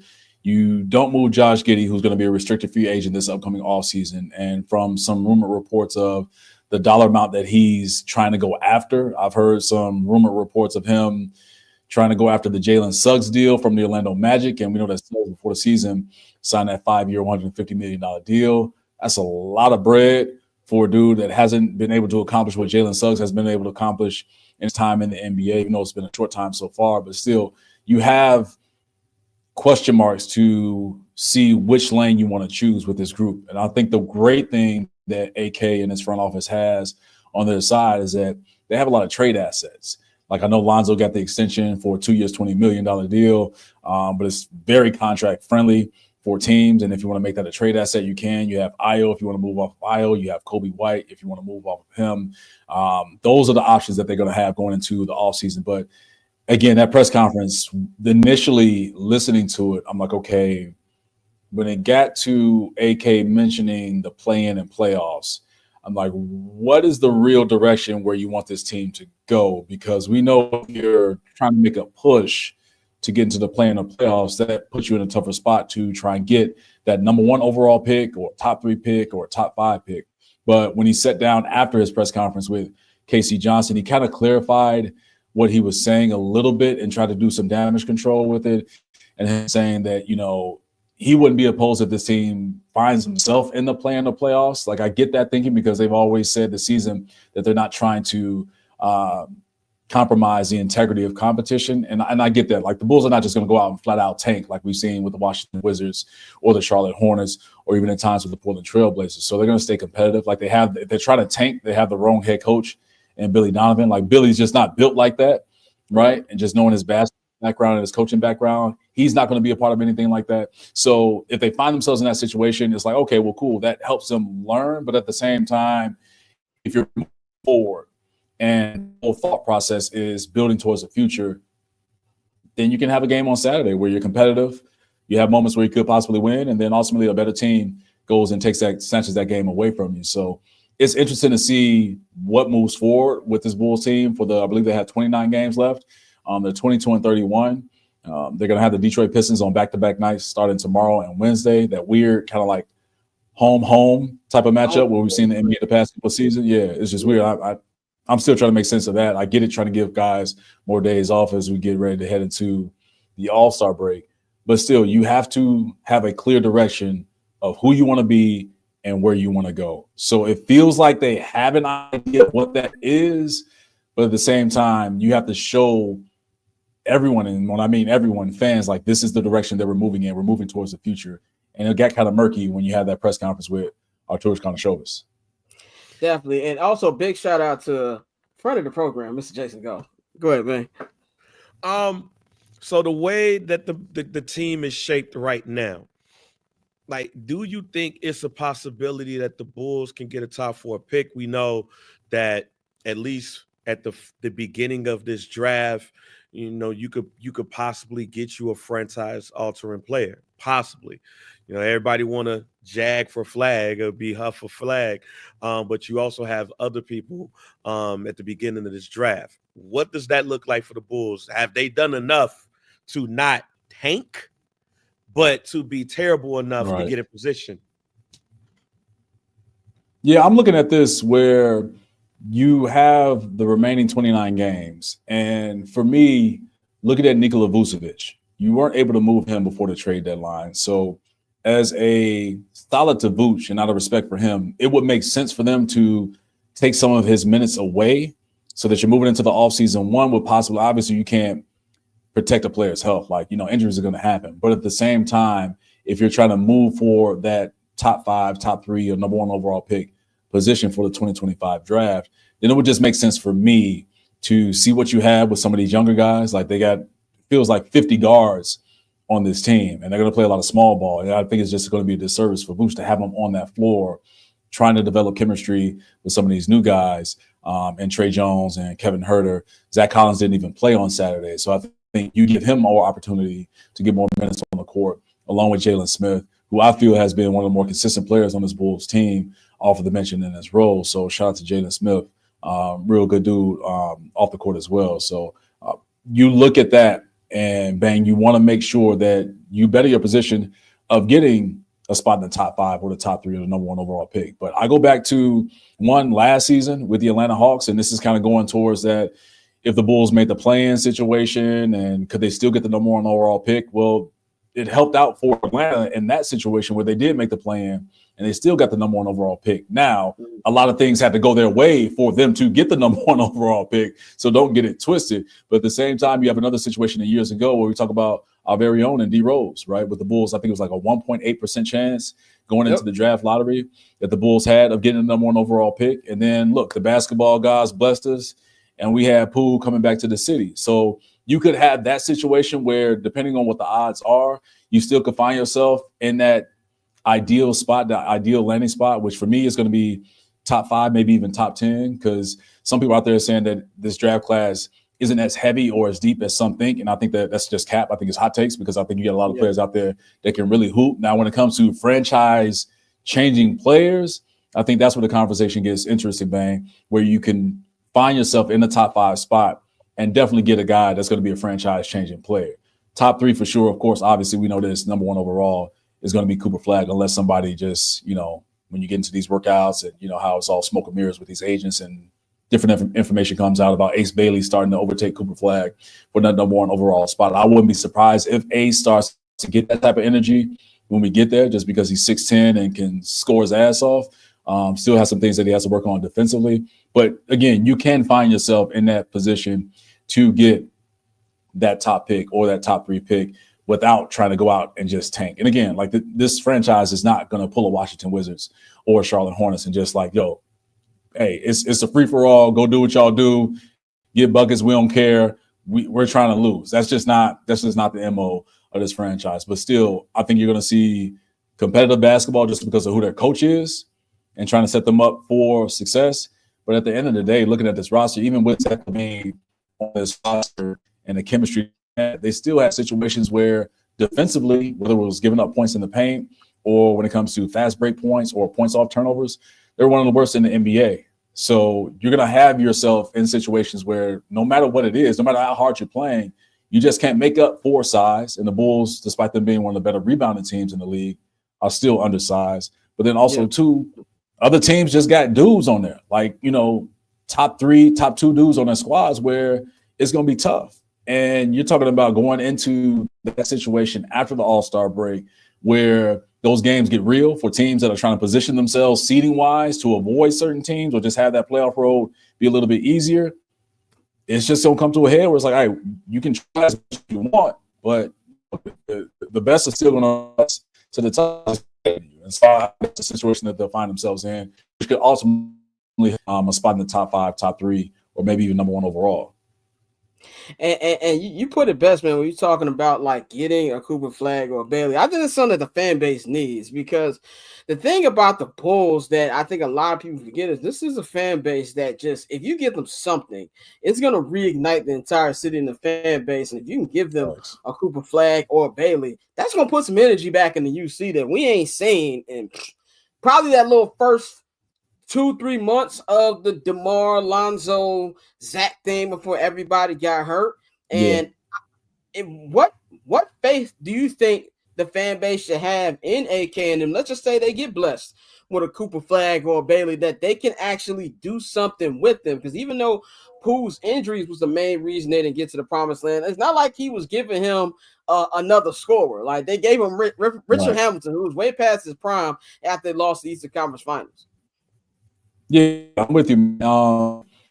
It's kind of hard to regain the trust of certain fans in the city when it comes to just, and I get it, right? Because again, you're dealing with an iconic franchise, right? No matter where you view this Bulls team since the D Rose years or since the Jordan years, this is still a worldwide logo across the world, no matter what sport it is. People know that Chicago Bulls logo. So there are some people that have expectations of where this franchise should be. And, you know, that's a nod to Michael Jordan, what he was able to do, and even the players before him, to really get the Bulls on the map. But we know that Mike ultimately put the Bulls on the biggest worldwide map. So you're going to have people that it's going to be tough to have them believing in what this front office can do. And you have a guy in AK that had his time in Denver and was able to craft some things with that Nuggets team and that franchise to ultimately put them on the path to win an NBA championship, although he was gone when that happened.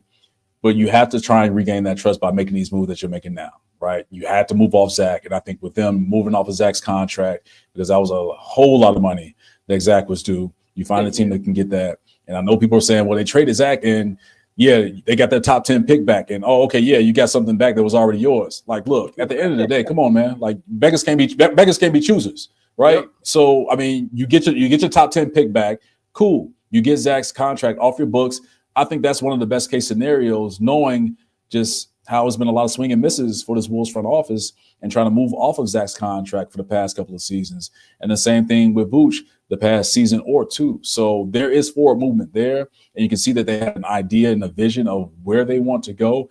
But it's going to be another domino effect, right, as we get through the rest of the season, as we get into the offseason and seeing what these trades are, again, with the trade assets that they have throughout this roster with some of these team-friendly deals, along with trying to get, and hopefully, again, like we talked about, Scott, like, look, you praying to whatever, if you got a Michael Jordan shrine in your closet with candles lit or something like that, or 72 and 10 Bulls or D-Rose shrine, whatever it is that you praying to every day to hope that the basketball gods can bless the Bulls with a top 3 pick or number 1 overall pick, then if it works out in the Bulls' favor in that way, now you're talking about, like you said, different type of energy coming into the offseason. And now you're looking at Chicago possibly being a destination when you have this, who, in my opinion, just talking to him and obviously watching them play, like, this dude is a dog. Like, Madison is built different. And, like, he's a hooper, like, for real. Like, even with the down to the tattoo that I believe that's on his right leg, he got the old school, you remember the old school basketball charms with the basketball right above the rim on the net? Like, that's tatted on Madison's leg, like a 20-year-old dude getting that type of tat. So seeing that is like, all right, bet. You see the energy, you see his mindset of him going out and playing. And if you can get an Ace Bailey, if you can get a Cooper Flagg, I'll even throw this name in. If you can get a Dylan Harper, and we know his family ties to this Bulls franchise with his pops, Ryan Harper, and winning 3 NBA championships, doing a second three-peat with the Bulls, right? Those are all great storylines coming into the season, but also is making Chicago a destination for free agents to come to this city. Like, look, y'all got some young dogs on this team. It's going to be an exciting basketball. Of course, Billy Donovan, we've seen it this summer, or not even this summer, excuse me, this season, preach three-point attempts. I believe the Bulls are still like top 3 in the NBA in three-point attempts. Same thing in makes and percentage. So it's going to be a fun style up and down type of play that we expect and that I expect coming into this situation. And then you just throw the cherry on top with you're playing for the Chicago Bulls, right? Like, again, this city, this franchise, that logo is synonymous with greatness, right? So you have and position yourself into that. And you can get maybe 1 or 2 guys. And now you're talking about a different type of energy going into next season.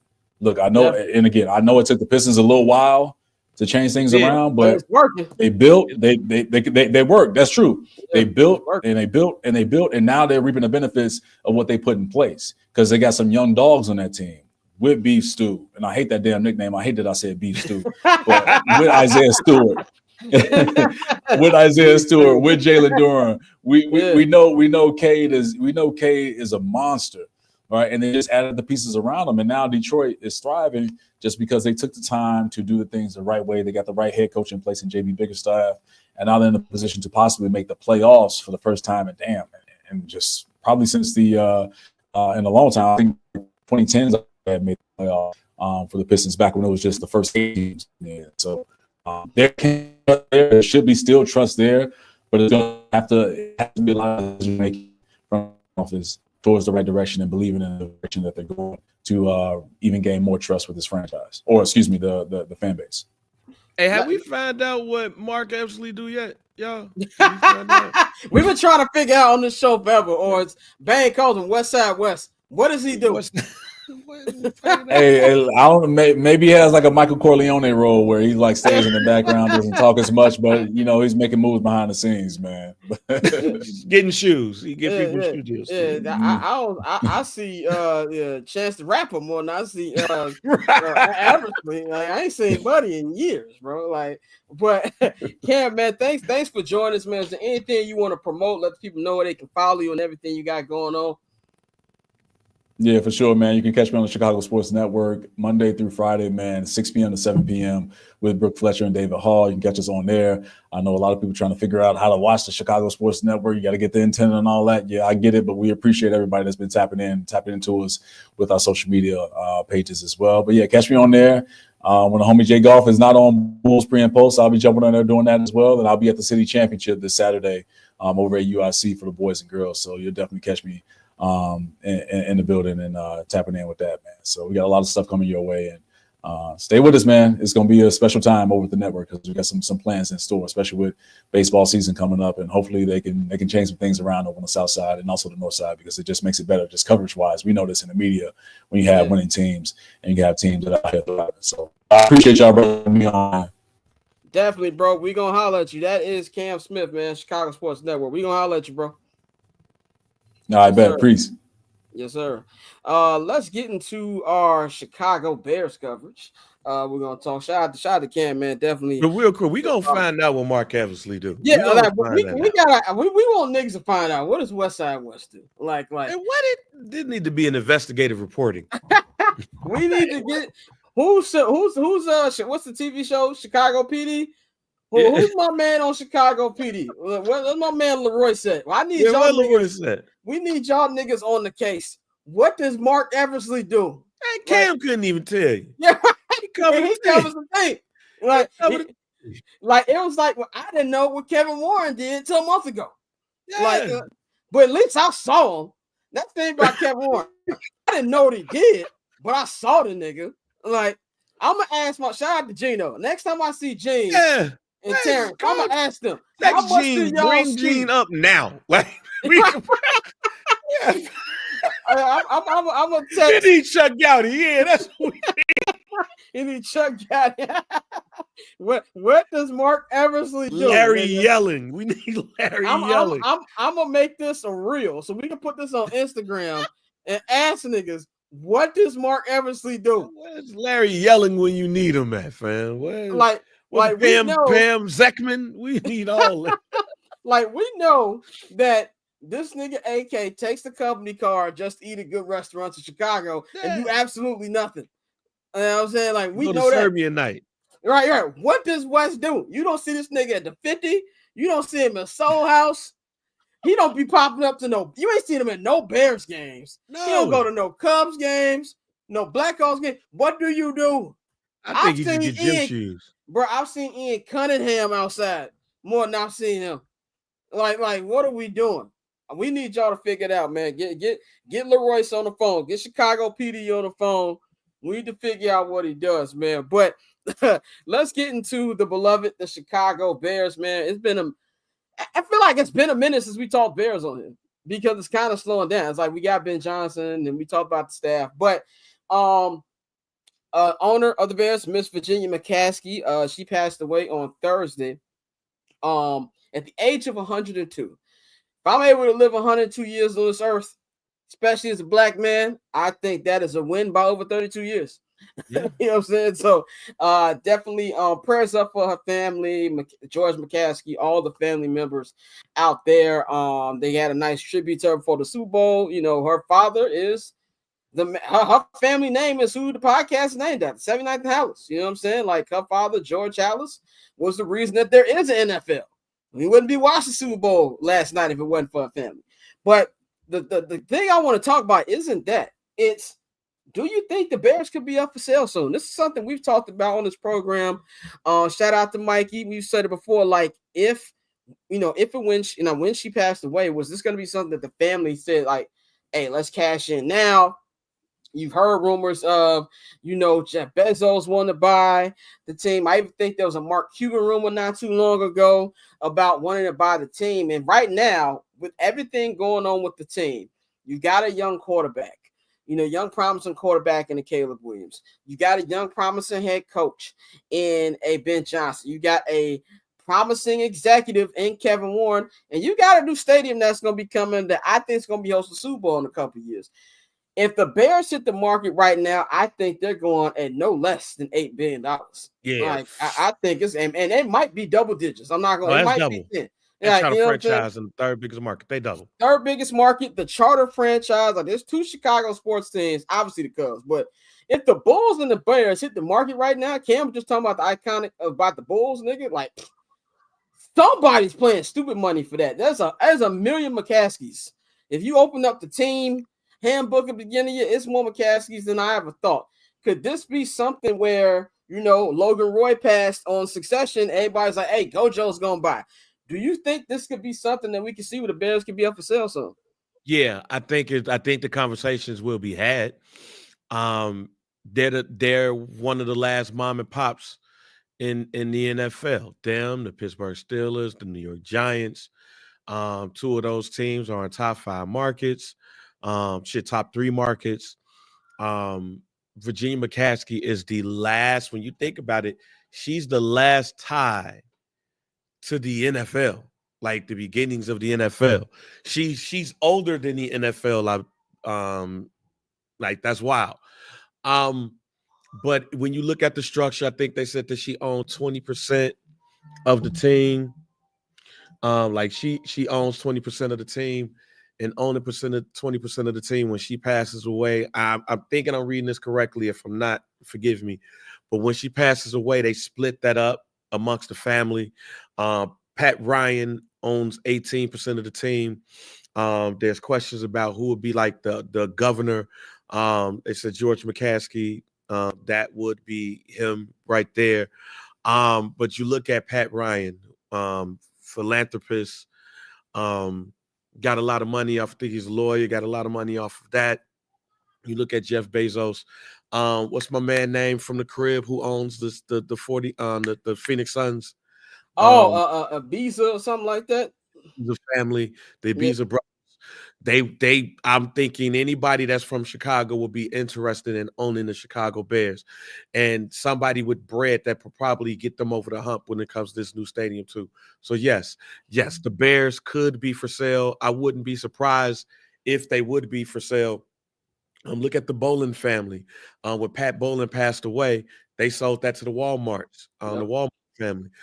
So this could be the same type of situation, and there was a lot of money off of that too. Yeah, I definitely think this is something that's going to be discussed. I think obviously, right now, the family's in the mourning phase and stuff like that, but Miss McCaskey was 102. So it's not like they didn't have plans in place, I believe. Like, I think everybody has plans in place. Like, the most sobering moment for me when I got in my 30s was my parents, showing me like, hey, you're in charge of the will. Like, nothing sobers you up more when, the will of, is brought up to you. So they have a lot of money. I'm pretty sure this has been something that's been discussed. They have a plan for these things going on.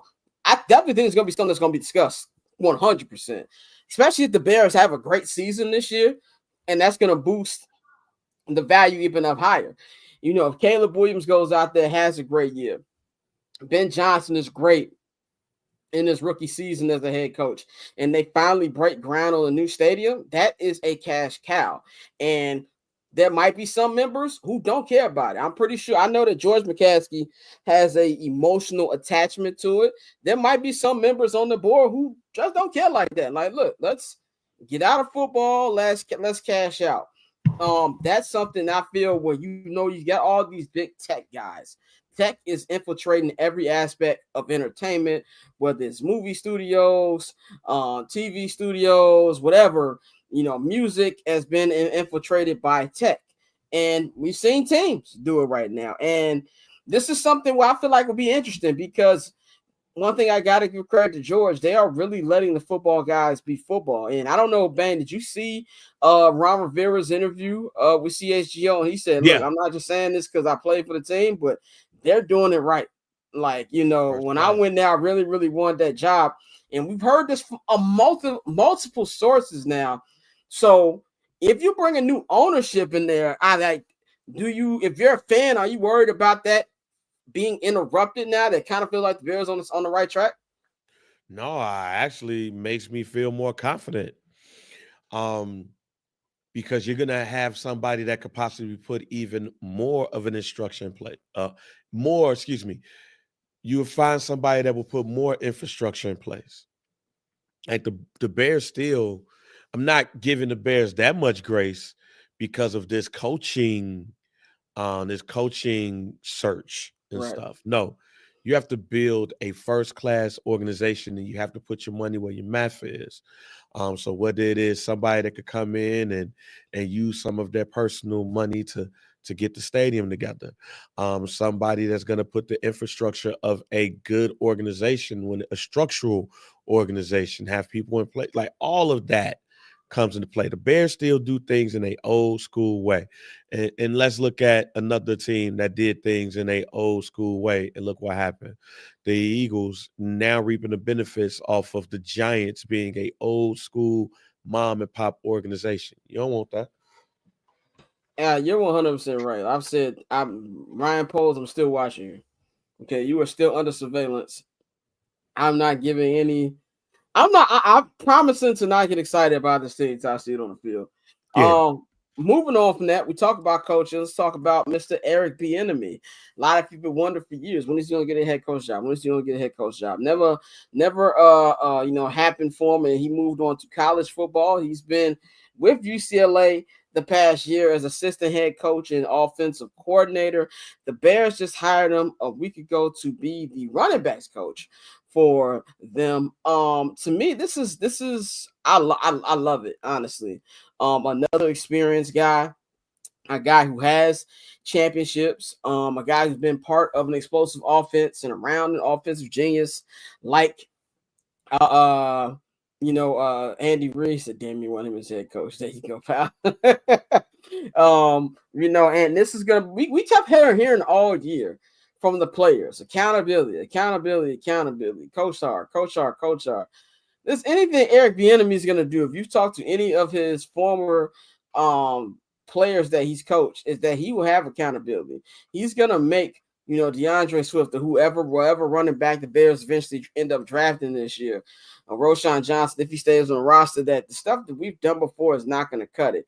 And if you're Ben Johnson, when you're a first-time head coach, you want as many veterans around you as possible. And I just really, really love this addition. Like we keep saying, on paper.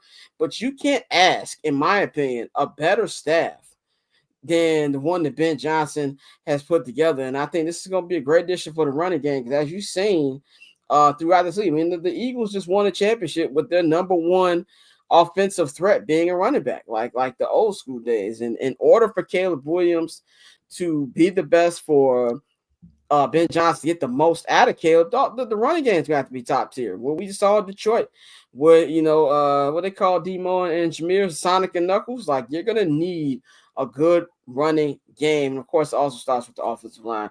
What do you think about this Eric Bieniemy hiring for the Bears? I love the hire for the running back room.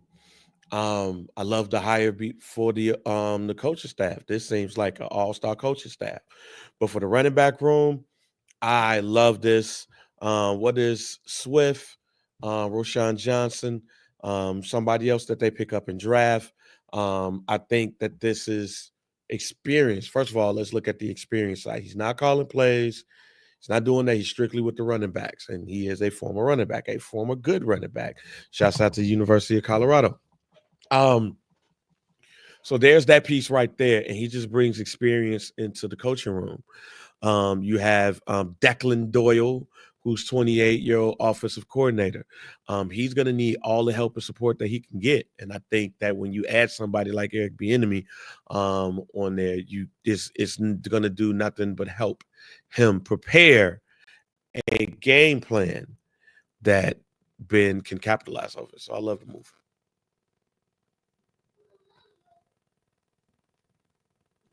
Press the wrong button. That's fine.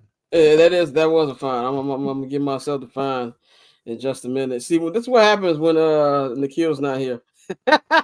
you got niggas like me doing this. Whoa, that's a fine. I'm gonna give myself a fine on that one, man. But we're in the NFL offseason, man. So what's always funny what happens after the Super Bowl when we see these videos from teams. Next year begins now. We're all 0-0. The Bears, no shame. The confetti wasn't even off the field yet before they tweeted a little hype video out.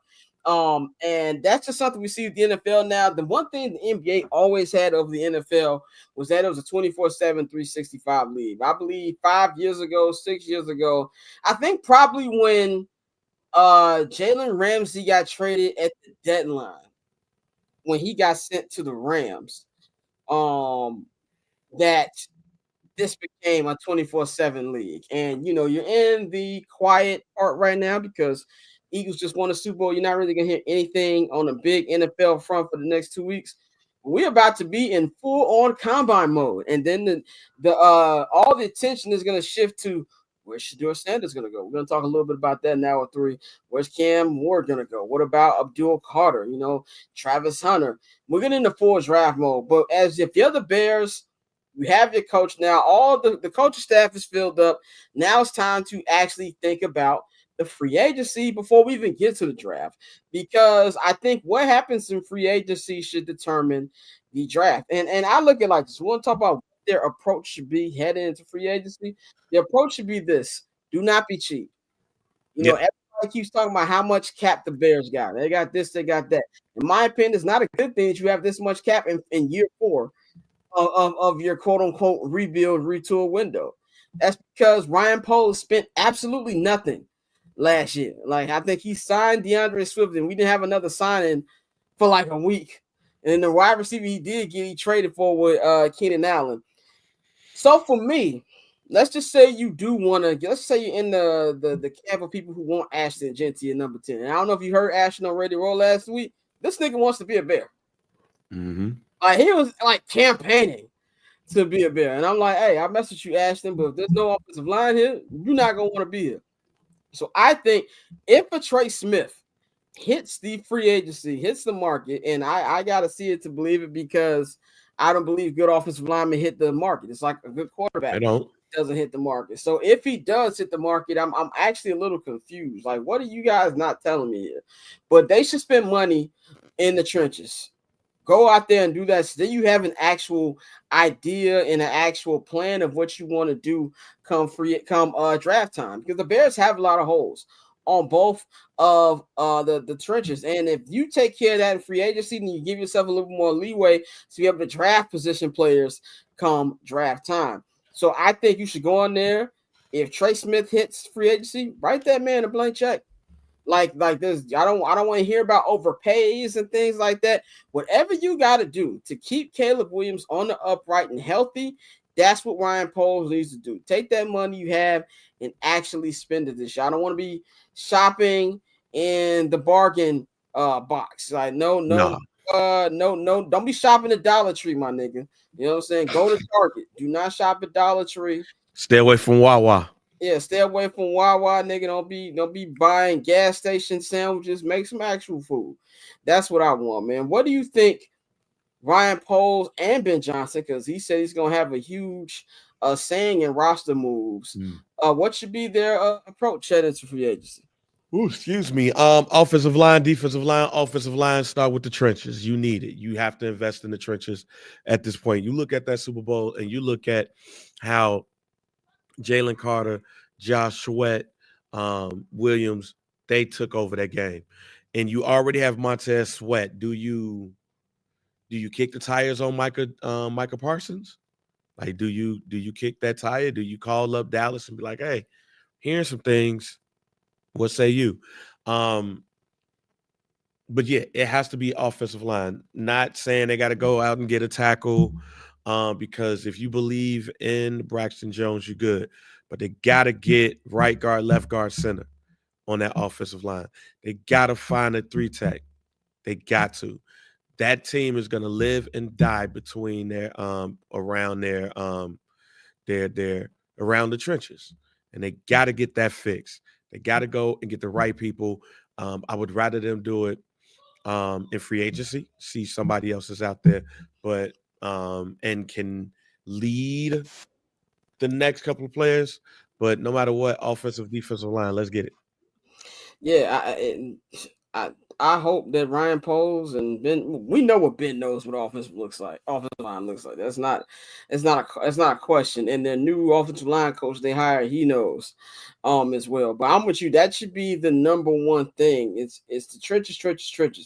I don't want to see. Now I gotta disagree with this. We're gonna talk about Myles Garrett in a minute, but Damian says Bears should go after Myles Garrett. I think Myles Garrett is probably the best defensive player in the NFL. That man is a generational talent. Like, he's so good that he's like TJ Watt, where it's so good that when you read their numbers, it don't sound real, but you believe it's real at the same time because you're watching them. Love Myles Garrett. Would love to have him on the team. Having said that, the Bears are not in position to be giving up that many picks. Yeah, I ain't paying the $5 for that. I ain't paying the $5 for that. I'm not doing that. I'm not doing that whatsoever. And I'll be real, like I'm more worried or concerned with the offensive line than I am with defense. Defense might have to be patched together again this year.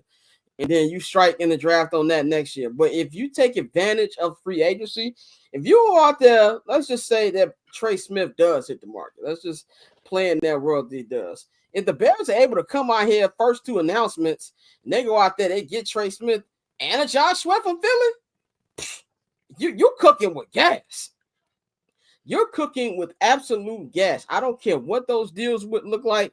I don't care what numbers. Now you got an anchor on both sides of defense. And trust me, Montez Sweat will look a lot better when you got a nigga like Josh Sweat adding to him on that line. And same thing with Trey Smith. And then now you go into the draft. I got Trey Smith. I got Darnell Wright.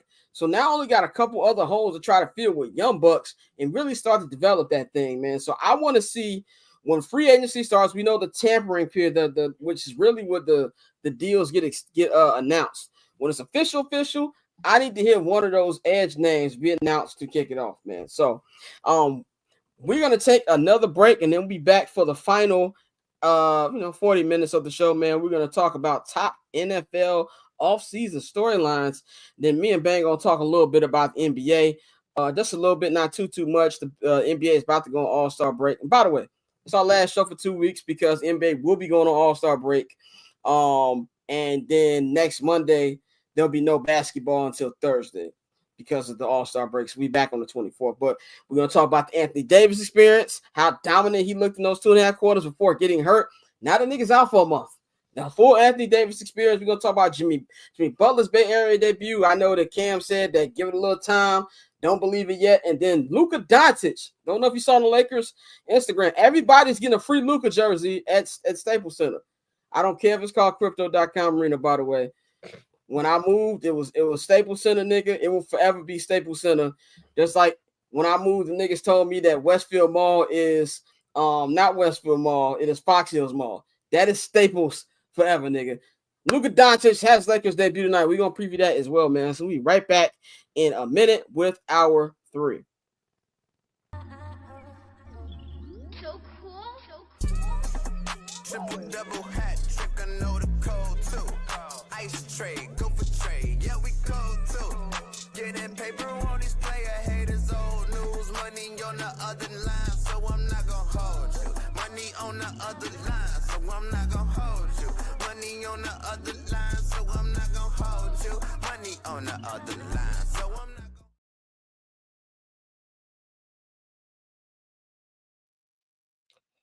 And we are back here on hour 3 on I'm Not Gonna Hold You. Shout out to Shane. Shane says, how much would cost Trey Henderson? That's actually a good question because I was actually watching the Pat McAfee show be recorded last week at Radio Row when Trey Hendrickson was a guest. And Trey Hendrickson said, like, hey, man, y'all motherfuckers better pay me or I'm just not going to be here, man. So that's a good question. If he does hit the market, I that's a guy that would like. Damien says, would you trade for Cooper Kupp? You know, honestly, I don't think it's going to cost that much. I don't think Kupp is going to cost that much. If there's a way to get Cooper Kupp, I would love Cooper Kupp in a Ben Johnson system. Sign me up. We're going to get into that in just a minute. We got Courtney back here with us as we're going to talk a little bit NFL before we move on to the NBA, which means Courtney's day will be over. So let's just get into them. And I want to talk about the top 5 storylines heading into this NFL offseason.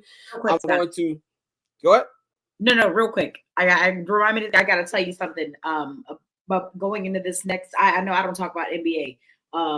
When that notification hit my phone yesterday about Anthony Davis, again, I was in a bar and I live in Dallas. Yeah.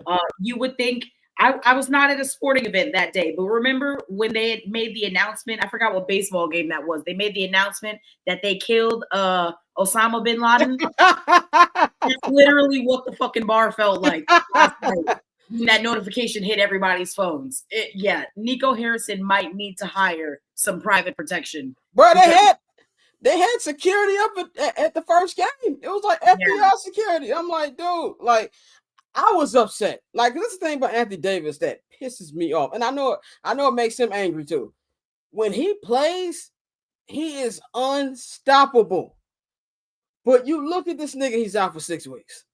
And what's gonna make I'm gonna tell you what's gonna make Dallas fans really sick. When Luka debuts with 40 points tonight against the Utah Jazz on ESPN, that's gonna have niggas sick. But we're gonna get into 40-point triple-double on deck. 40-point triple-double on deck. It's coming, man. It's coming tonight on ESPN. I'm never been more excited to watch a game against the Utah Jazz than I am tonight. Top NFL offseason storylines will begin in the offseason, man. So I want to go over the top 5 things I'm gonna be looking at, man. First thing I want to do, I want to talk about stars looking for new homes. We heard this week he got announced yesterday, right before the Super Bowl, that Niners wide receiver Deebo Samuel has been granted a chance to be able to look for another team to be able to trade with.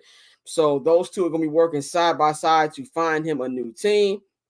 He wants out. Myles Garrett started off Super Bowl week last week with the announcement with a press release that he doesn't want to be a Cleveland Brown anymore. He wants to play for championships and be in Super Bowls. And he feels at the Cleveland Browns are far away. Now, Cleveland Browns general manager said you can offer him 3 first-round picks. He's not trading Myles Garrett. So I feel like this is going to be a standoff. And then it got announced that Cooper Kupp, that the Rams are done with Cooper Kupp. They're going to trade him. And we even had Puka Nacua talk about that last week on Radio Row, and he's like, yo, I got to take on more of the load now. Pause. I'm really interested to see where these 3 guys are going to go. Obviously, Myles Garrett is going to be the big fish here. But one thing about the NFL, things like this is something that in past years, you'd be like, well, they're not going anywhere. I think all 3 of these gentlemen are going to be on new teams next year. I know Myles Garrett. I know the Browns general manager's trying to play, nigga, you don't run this right now. But when a player says he wants to go, 9 times out of 10, he wants to go, because this is not a money situation like it was where Lamar Jackson told the Ravens, trade me. It was because the Ravens didn't want to pay him that he said this. They can be standoffs, but if Myles Garrett is firm in that, he's going to be traded, man. So I can see him going to a great team. Keep this nigga away from Philadelphia. Do not get any ideas, Howie Roseman. Like, I don't want to see some. Howie Roseman got like that Rob Pelinka vibe to him when it's a BS trade and they end up getting a big fish. Philadelphia sports fans do not need to be more happy than they are right now. I also don't want to see this nigga in Detroit. If I got to see him next to Aiden Hutchinson, I'm going to lose it. Keep him out of the NFC North. Courtney, what do you think about these 3 stars wanting to be out of their situations, and what do you think of some places that you can see these 3 in? I mean, like you said, Myles Garrett is the big fish. I mean, obviously, I'm always gonna want someone in my. No, stay away from New Orleans. You don't want nothing to do with that. But why would he leave Cleveland and go to New Orleans? He might as well stay in Cleveland. Again, can you let me be selfish and delusional? My fault. Crazy. My fault. Go ahead. Damn, that's crazy. Anyway, Deebo Samuel is an interesting one because I'm trying to decide if it's worth the headache. Bro, you're not. I'm gonna sound mean. You're not as good as he thinks, right? As am I crazy? No, you're not. No, you're not. Okay, so that being said, I don't want him to end. He said something, I think, about Denver, that Denver could look real nice. I don't need you getting in Bomani's head and making him into. No. We don't need that problem. Don't get him in. I don't need him in Washington, even though Jaden Daniels could use another receiver. Damn, I really don't know. Where is a good fit for Deebo?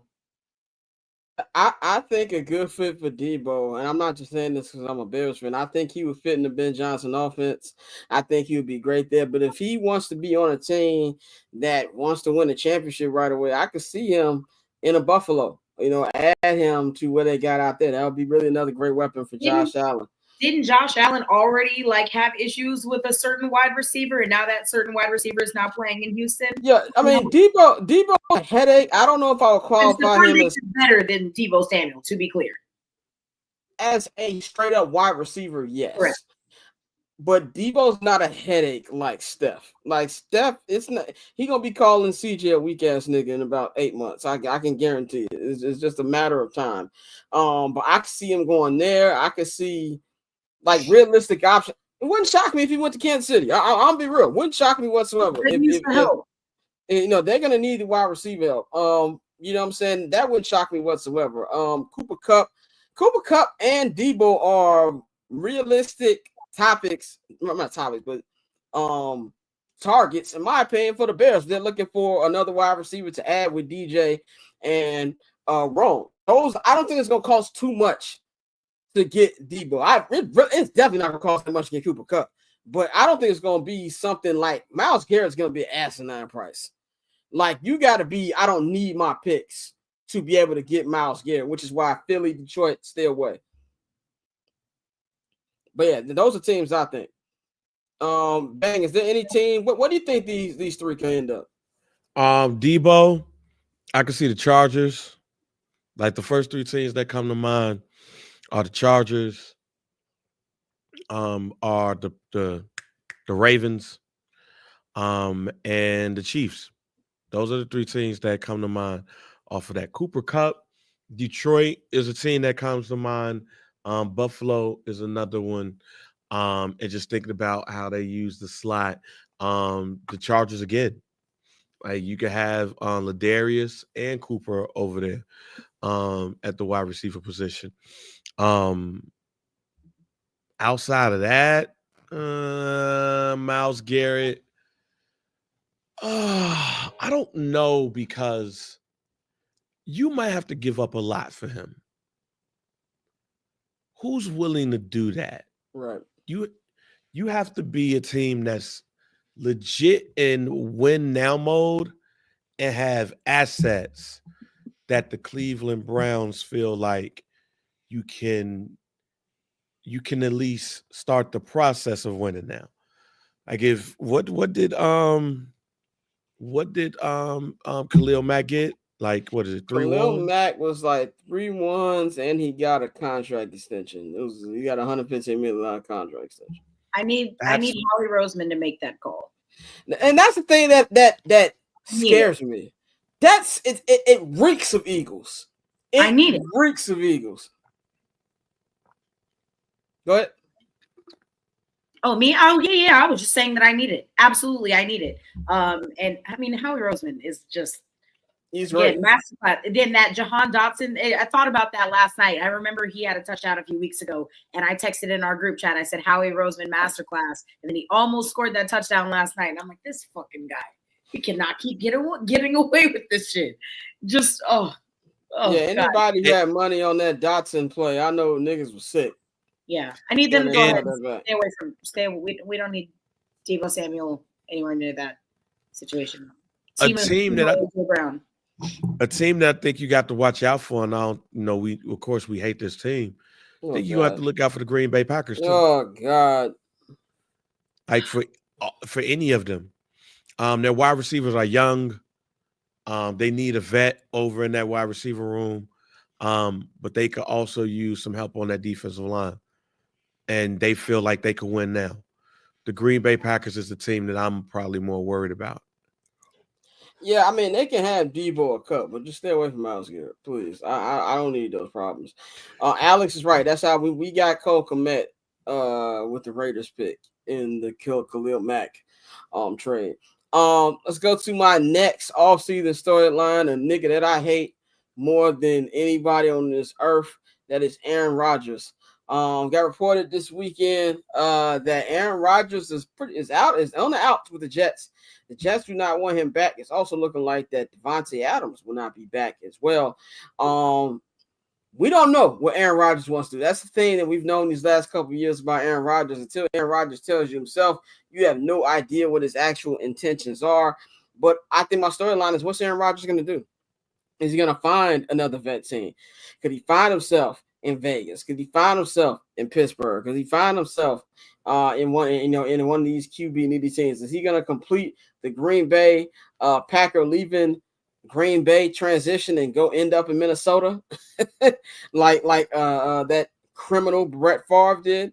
That's going to be something that I'm looking to see. And then also he could retire. He could retire. You know what I'm saying? Shane says new Aaron Glenn didn't want him. Yeah, I really think Aaron Glenn had a talk with him. Like, look, nigga, like them little theatrics you had before, you got me fucked up. That's not finna be working over here, nigga. You and your ayahuasca can go do that on another team because it's not here. And it's also hilarious that just how quickly it went from Jets fans just being so ecstatic about Aaron Rodgers. Now they can't stand that nigga. I said Devontae Adams said himself, okay, Adams show he will retire before he becomes a Chicago Bear. And as a nigga in this rivalry, I appreciate that. Courtney, what do you think Aaron Rodgers is gonna do this offseason? First off, fuck Aaron Rodgers. Yes. Couldn't be happening to the worst guy. I'm thrilled personally. That being said, I don't know. I feel like, teams that need like the Raiders, like they need a quarterback. And I'm trying to figure out if he's desperate enough to take that job. Who wants to fucking deal with that headache? Honestly. Get ready to learn Pat McAfee, bud. Facts. Like, I know he don't want to go out like that, but also, like, who really wants to put up with that shit? Is the juice worth the squeeze at this point? I don't think so. I really don't think so. So I see Devontae on the Saints play with Carr. Didn't that nigga? They traded Carr, and he wasn't happy about that. Bang, I know you hate this man just as much as I do. What do you think? Do you think he's gonna retire, or do you think he's gonna try to find another franchise? I don't think he's gonna retire. I think this is a little bit overblown. Aaron Rodgers is still a very talented QB. It's just that his options might be limited, but he's going to play next year. It's going to be his team that can't get a quarterback. They might leapfrog somebody, all of that. But you're probably going to still need a bridge. And quite honestly, at this point in his career, what better bridge than Aaron Rodgers? I want to disagree with you, but you are correct. Like I think he's going to end up with the Raiders. Pete Carroll said I didn't come here to rebuild. Spytech said we're not here to rebuild. To me, that's the only thing that makes sense. I know there's a lot of smoke about Russell Wilson going to play with his old coach, but as much as I can't stand this nigga, if I gotta choose between Russell Wilson and Aaron Rodgers, that's even at this stage of his career, that's an easy question to me. I'm gonna give me the ayahuasca nigga. Like that's who I would prefer to have. I can't see him in Pittsburgh. Tomlin ain't finna play that shit. If you think Aaron Glenn wasn't finna play that, Mike Tomlin's definitely not finna play it. And that's Courtney. I think it's what you said. Like, what organization is gonna tolerate it? Yeah, and that's why it goes back to the Raiders. If there's any organization that tolerate it, it's the Raiders. That's the only thing that makes sense. That I think that the Vikings are either gonna re-sign Sam or they're gonna roll full with JJ. Definitely can't see the Saints. Courtney, I know you wouldn't want that. I would end it all. All. And all roads point to the Raiders for me. It's either retirement or the Raiders. One of the R's. Retirement or the Raiders, man. Either way, not gonna lie. I hope all the bad things in the world happen to him and nobody but him. I do not care what happens. If Aaron Rodgers, me and Aaron Rodgers were the only human beings on this earth, and I had the last bottle of water, and I was not dehydrated, I am fully full on water, and this nigga was about to pass out, and I had the last bottle of water on earth, I would throw it on the ground. That's how much I can't stand this nigga. He said Rodgers to the Colts. You know what's funny? That wouldn't surprise me. Don't disrespect Anthony Richardson. I swear to God, I'm sick of it. Anthony Richardson is going to be doing podcasts in a year and a half. He's gonna be on here with us in a year and a half. Anthony Richardson wins this. You know what I'm saying? That's what they're gonna be doing on there. I reviewed this actually. This is crazy. Anthony Richardson Wednesdays. That's the only thing I can see. But let's move on to the NFL draft. You got the NFL Combine. Combine's like 2.5 weeks. Will be taking place in Indianapolis. It's where it always takes place. In my opinion, one of the most underrated stadiums in the NFL. That is Lucas Oil Stadium. The best parking in the NFL too, in my opinion. It's right there. Like, it's very easy to get in and out of for NFL stadium compared to other NFL stadiums. But a lot of big talents in this draft. You got Heisman winner Travis Hunter. You got Abdul Carter, the standout from Penn State. You got Cam Moore, the standout from Miami. And, of course, you got my boy, Mr. Shedeur Sanders. My question is, this is going to be a number one story as soon as everybody descends upon Indianapolis. Where will Shedeur Sanders go? Coach Prime, who is staying with the Colorado Buffaloes. You know, he's on Rich Eisen doing Radio Row Week, Super Bowl, and Rich asked him, how close were you to going to the Cowboys? And he said it was a lot closer than a lot of people think. But he said at the end of the day, he couldn't do it because he wouldn't coach an NFL team, in his words, saying, without coaching my babies, without coaching his son, he just can't do that. But he said he did think a lot about the money and the fact that he would have had a jet to go everywhere. And he said that Jerry Jones' name in his phone is listed under direct deposit, which I thought was hilarious. But Shedeur, I don't buy this dropping down to 8 nonsense. Deion says from the teams he's talked to, he thinks that he's going top 3. And I agree. I think he's going top 3. I understand the hype around Abdul Carter. I'm actually mad when people found out about him in the playoffs because I was hoping he was still going to be there at 10 for us. There's zero shot of him being at the 10. I almost want to say zero shot of him getting past pick 3. but you need a quarterback. And that's why I don't understand why Tennessee would go with Travis or go with Abdul Carter when you need to take a risk on Shedeur Sanders and Cam Smith. A lot of people aren't too keen on Shedeur Smith, think he can translate to the NFL, but a lot of people didn't think he could translate from being in the HBCU to now being in a Big Ten team like Colorado, and he did very well there, man. So I think that's going to be the big story. And I think when the smoke clears, I think that he's going to be drafted by the New York Giants. I really think if he gets to pick 3 and he's not there, they're going to scoop him up very, very quickly. Bane, what do you feel about Shedeur, and what do you think he's ultimately going to end up? You think he can still be top 3, or do you think he's going to fall a little bit? I'm not so sure about that top 3, Jack. Man, I'm not sure, because I'm also thinking about the combine. He has to perform at the combine in order to solidify a spot. Is he going to do that, though? Is the question. Yeah. So I think he falls no lower than 6. That would be perfect for the Raiders, who clearly is a team that they tried to link him with before they start winning towards the end of the season.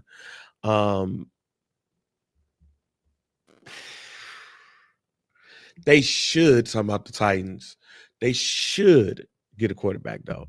But is Abdul Carter too good to pass up? It's a quarterback league, man. Like, I know he's generational. Like, he looks like Will Anderson looked at Bama.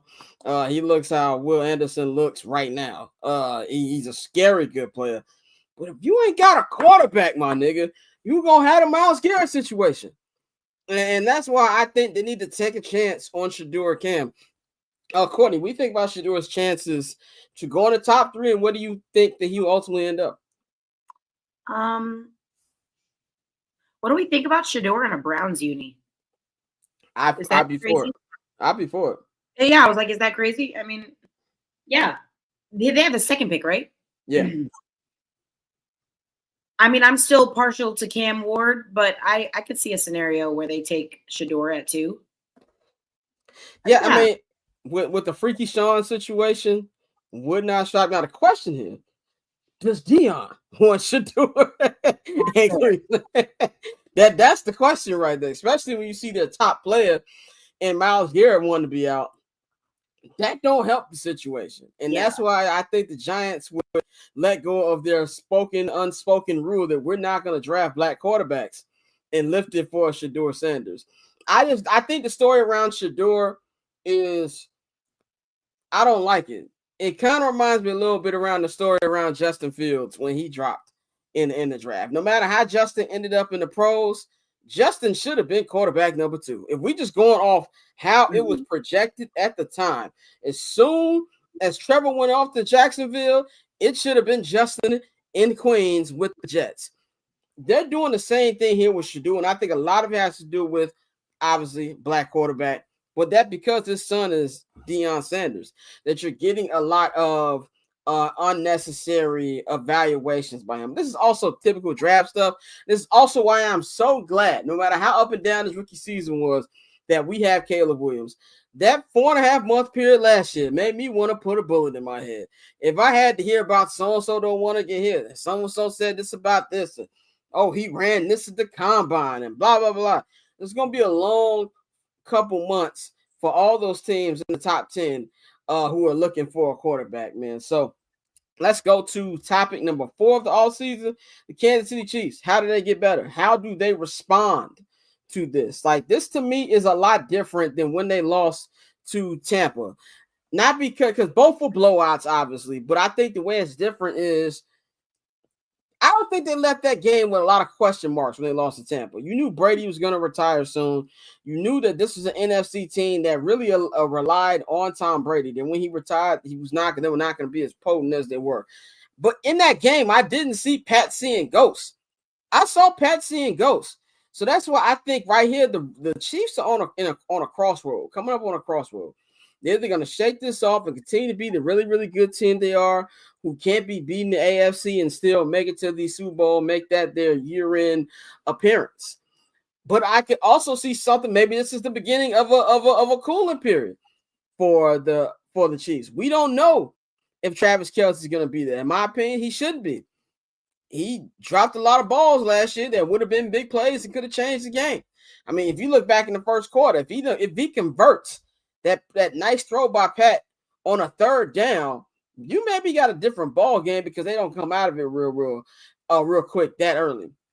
But I really want to interested to see how they're going to move, are they going to put their name in the Deebo Samuel hat, because I think more of the problems, more of the question marks on the offensive side of the ball. So that's what I'm going to be looking at to see, how can this team get better? Like, do they have to make a slight overhaul of the offensive line, or was that just a runoff of them getting dominated like that? Bane, what do you think the Chiefs will do? Or not really will do, but what should they do? What holes do you think they are lacking the most right now heading into this offseason? They need to invest in the defense, in the trenches. Like Chris Jones, even though he's dominant, he's getting a little older. He's getting a little long in the tooth. So they got to fix them trenches. You see that they moved their right tackle to their right guard to tackle. Yeah. So they're still out there finessing and stuff. They need to invest in the trenches. If they're not investing in the trenches, you're not giving Pat a chance. That's simply it. Courtney, where do the Chiefs need to get better, and how you think they can do it?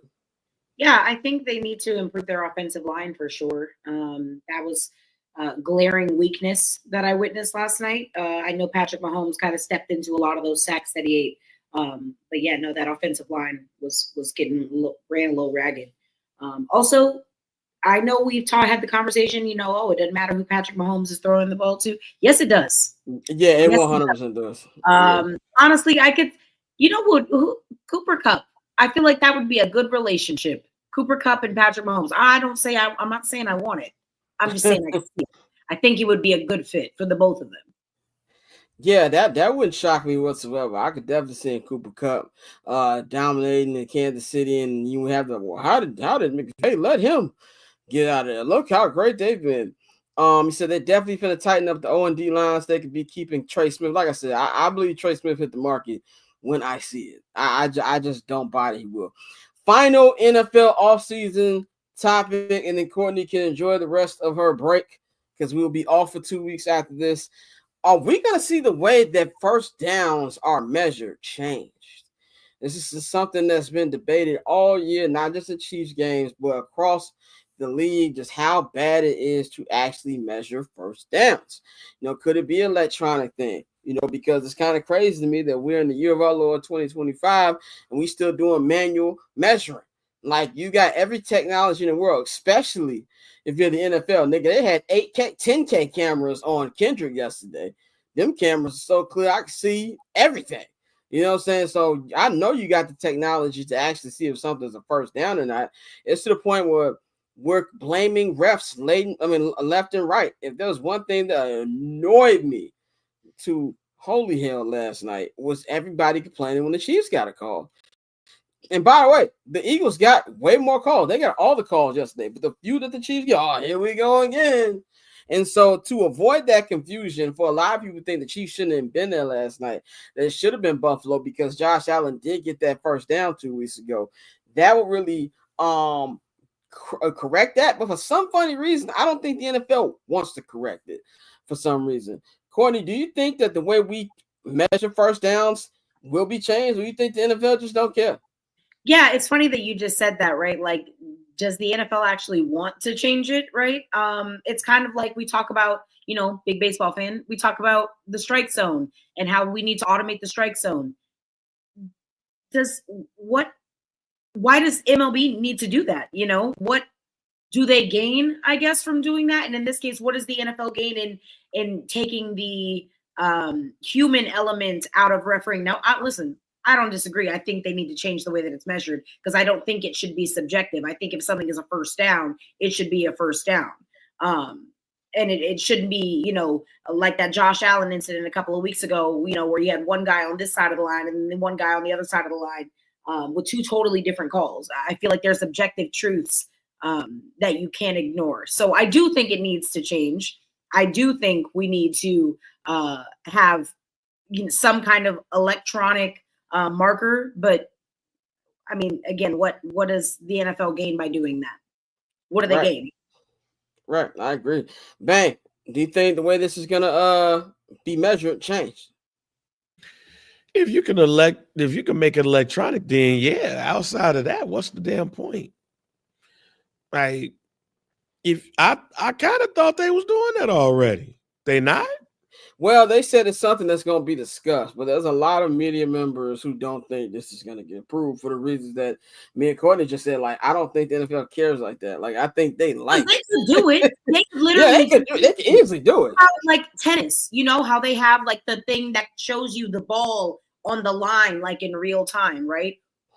That you're telling me you can't. I can literally see my face in a crowd in AT&T Stadium. You can literally see like the panoramic shots where you can zoom in and see like details on people's faces. You could very easily implement something like this, but again, what do they gain from doing it? Yeah, exactly. Somebody like with the NFL doesn't like talking about. Let's be very clear about something. Roger Goodell loves people talking about the NFL. It doesn't matter. One quick thing that we're gonna wrap this up on the NFL front that Courtney can bounce.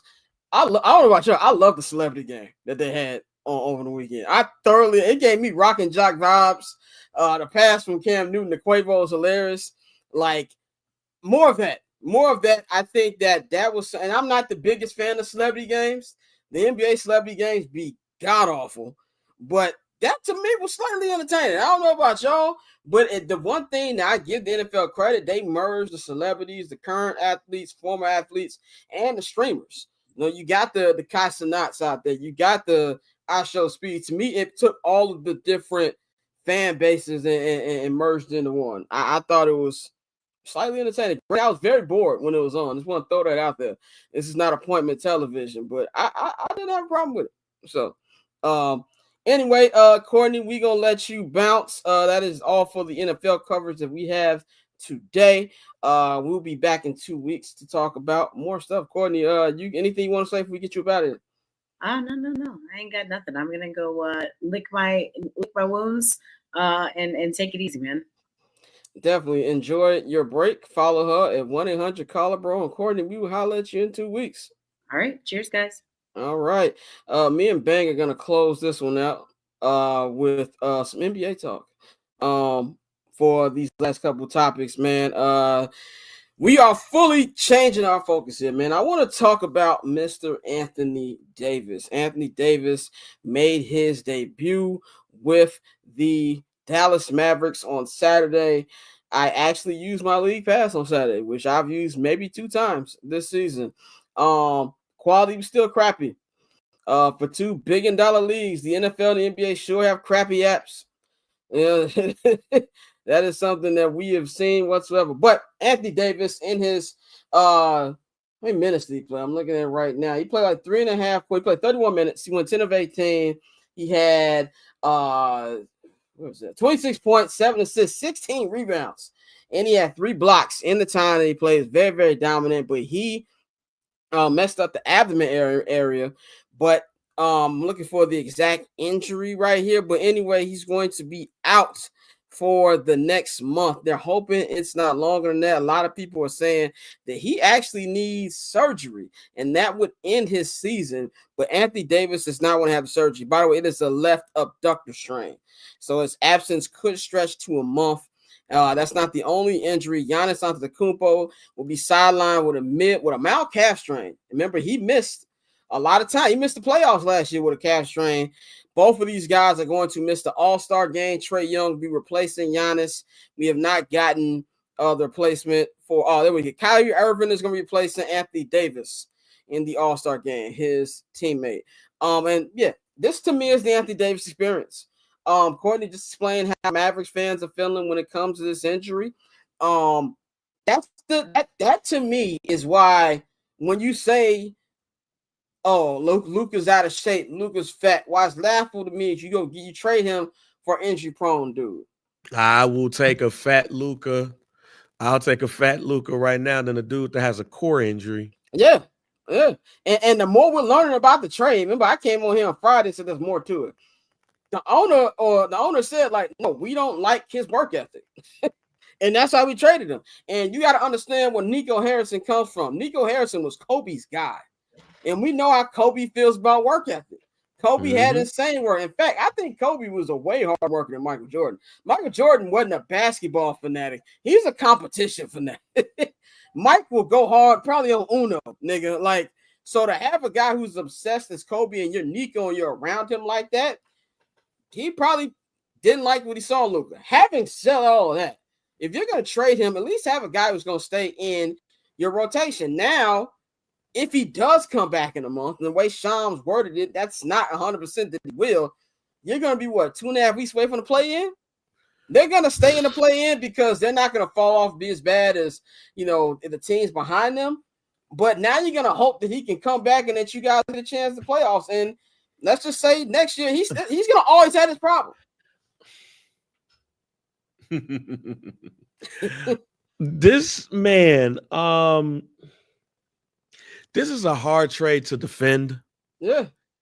This is kind of a hard trade to talk about. And the reason why is because you really don't know what the thinking was.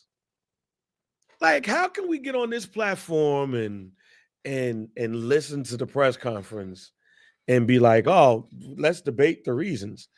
There's no reason for this. That was legit no reason from the Dallas Mavericks case that this is what you do, especially with what you got. There was no reason for this. And it is on par that Anthony Davis would get hurt his first game there.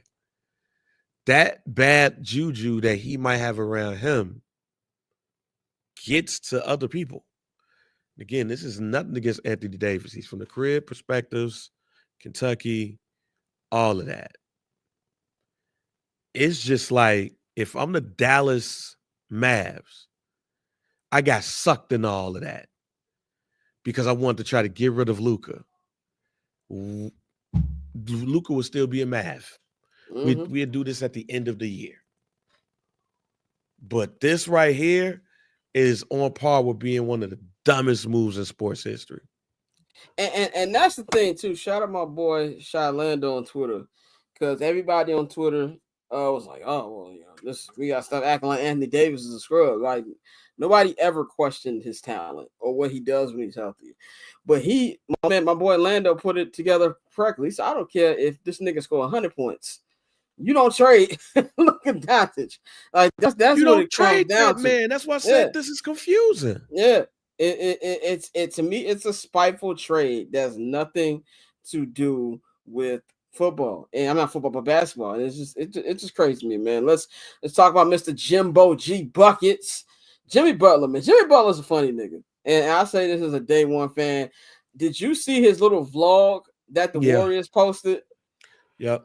This nigga's funny. This nigga's like, well, I need to play basketball again. The nigga fails up. At this point, you gotta applaud it. He's done this. Yeah, it's right. It's just the 5th time he's done it, and it works. He got $120 million because the Warriors are desperate. But he looked good in his first appearance with the Warriors. He's going by Jimmy Butler the third now. Of course, his father was Jimmy Butler Jr. He died a year ago to the day of his Warriors debut. They were down 24 points to the Chicago Bulls. Ended up winning by 21, 132-111. Jimmy played 29 minutes. He had 25 points, 4 assists, 2 rebounds. Him and Steph combined for about 59 points. I know Cam, came on local out. He said, I know it looked good right now, but give it time. I think basketball-wise, this will work basketball-wise because now there's a guy who can score, who can help Steph out, a guy who can go out there and guard the best defender and help Draymond out, a guy who can go out there and score when Steph is on the bench and has got to help out a little bit. But the thing what I'll be worried about is, I said this when the trade happened, who's going to call who a bitch first between Draymond and Jimmy? I know I seen them. Oh, we're the same guy. That's the problem. Draymond's legit crazy. Like, Jimmy's not crazy. Jimmy's an asshole. Draymond is crazy. And I can see Draymond. I can see Jimmy pulling some Jimmy stuff. Like you said, Bang, that tape, if they get into it, that tape is not going to never going to get out. Yeah. That's all I think about Draymond and Jimmy's relationship. That tape ain't never getting out. Yeah, that tape is never getting out. Never getting out. But from a basketball perspective, I think it can work out. If we just talk about on the court, I haven't seen Steph smile like all season. Like he was giddy on Saturday. Oh, I got another nigga who can score here, man. What did you think about his debut with the Warriors? It was on par. It was on brand. I have no problems with Jimmy Butler on the court. It's everything that he does off the court. I can see this splintering the Oakland, San Francisco, Golden State Warriors. I can see it because when has the Warriors played with a selfish person on their team? They play with Draymond. Draymond's not selfish, but that's a good point.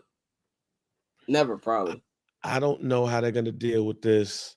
So while Jimmy might could take advantage of the situation, but when it comes to his first night, it is on par with what we used to see from Jimmy. I just need to see it with this team, who already is not where some people thought that they would be. Steph ain't really been Steph like that. Yeah, Draymond ain't been the same for a couple of years. And they have everything but what you want in this case. Just a steady, consistent team. And can Jimmy provide that leadership and that continuity? Yeah, but what happens when Jimmy don't get his way? Like, basically, I was trying to go around it, but what happened when Jimmy don't get his way? And you know it's gonna happen. It's going to happen, and I don't think it's gonna happen right away. Jimmy, when he first gets to a team, he loves it. You know, he's saying how great the city is, and the teams love him there. But when Jimmy gets pissed off about something, and then this nigga don't want to play, and then you start seeing this nigga posting all the music he's playing on Spotify and making big face coffee, how are the Warriors going to deal with that? That to me is going to be a question. But nice debut for Jimmy on the court. Moving along, a lot of people last week, there was a last minute trade that happened on the trade deadline with the Lakers. The Lakers getting Mark Williams from the Hornets, who, as I said in the trade, I don't know who this nigga is. And there was a lot of niggas, like Pappy said, who on the timeline line about who this nigga was. Saying, oh, no, they can win the championship now. Well, come to find out, the Hornets tried to sell these niggas a dummy brick. Because that trade got rescinded on Saturday night because that man is chronically cooked injury-wise. And since the call happened after the deadline, they couldn't, throw different players in there, and they just had to rescind it, or the Lakers going to have to take it, and they didn't. So to me, it just looks at now they have no center for the rest of the year, pretty much. And there are two others. Christian Wood is hurt. They've got I think it's Jackson, like he's playing. Like they have no center right now, and now they're gonna have to hope that try to make Dalton Connect feel like, hey, we was playing. Hey, big head. Hey, big head. Y'all was just playing. Like, you know what I'm saying? We like you. They got to deal with that, man. The Hornets are hilarious for this because they reached out to the Lakers. They knew exactly what they were doing. How is this damage? We can't even say, because we really don't know about this nigga like this. What do you think about this move? It's a couple of things. One, from the rescinding part, man, you got to feel kind of terrible in order for you to get traded, but then have to come back because somebody didn't fail their physical. In fact, you got to feel some type of shit when you the one who failed your physical. Right. So that's one piece. Two, for the Lakers, oh man, I thought they had something in Mark Williams. Oh yeah, he hurt, but he's Charlotte hurt. Right. And what he's Charlotte hurt. He if he's healthy over here, he can play, but he's just Charlotte hurt. Well, yeah, turns out that he hurt everywhere. Yeah. Like he can't. Yeah, that's wild. So from the Hornet side of things, it's like, man, we gotta figure out this new normal. Boom, boom, boom. Outside of that, man, Dalton, if I'm him, especially the way that JJ yelled at me in that social clip, yeah, I'm probably about to drop 40 on somebody off of threes because I'd be pissed. Yeah, I They would give him be the too, ball. man. They give him the ball. But he's a rookie. He'll get over. Right. And honestly, I get over it because I'd rather live in Los Angeles than Charlotte.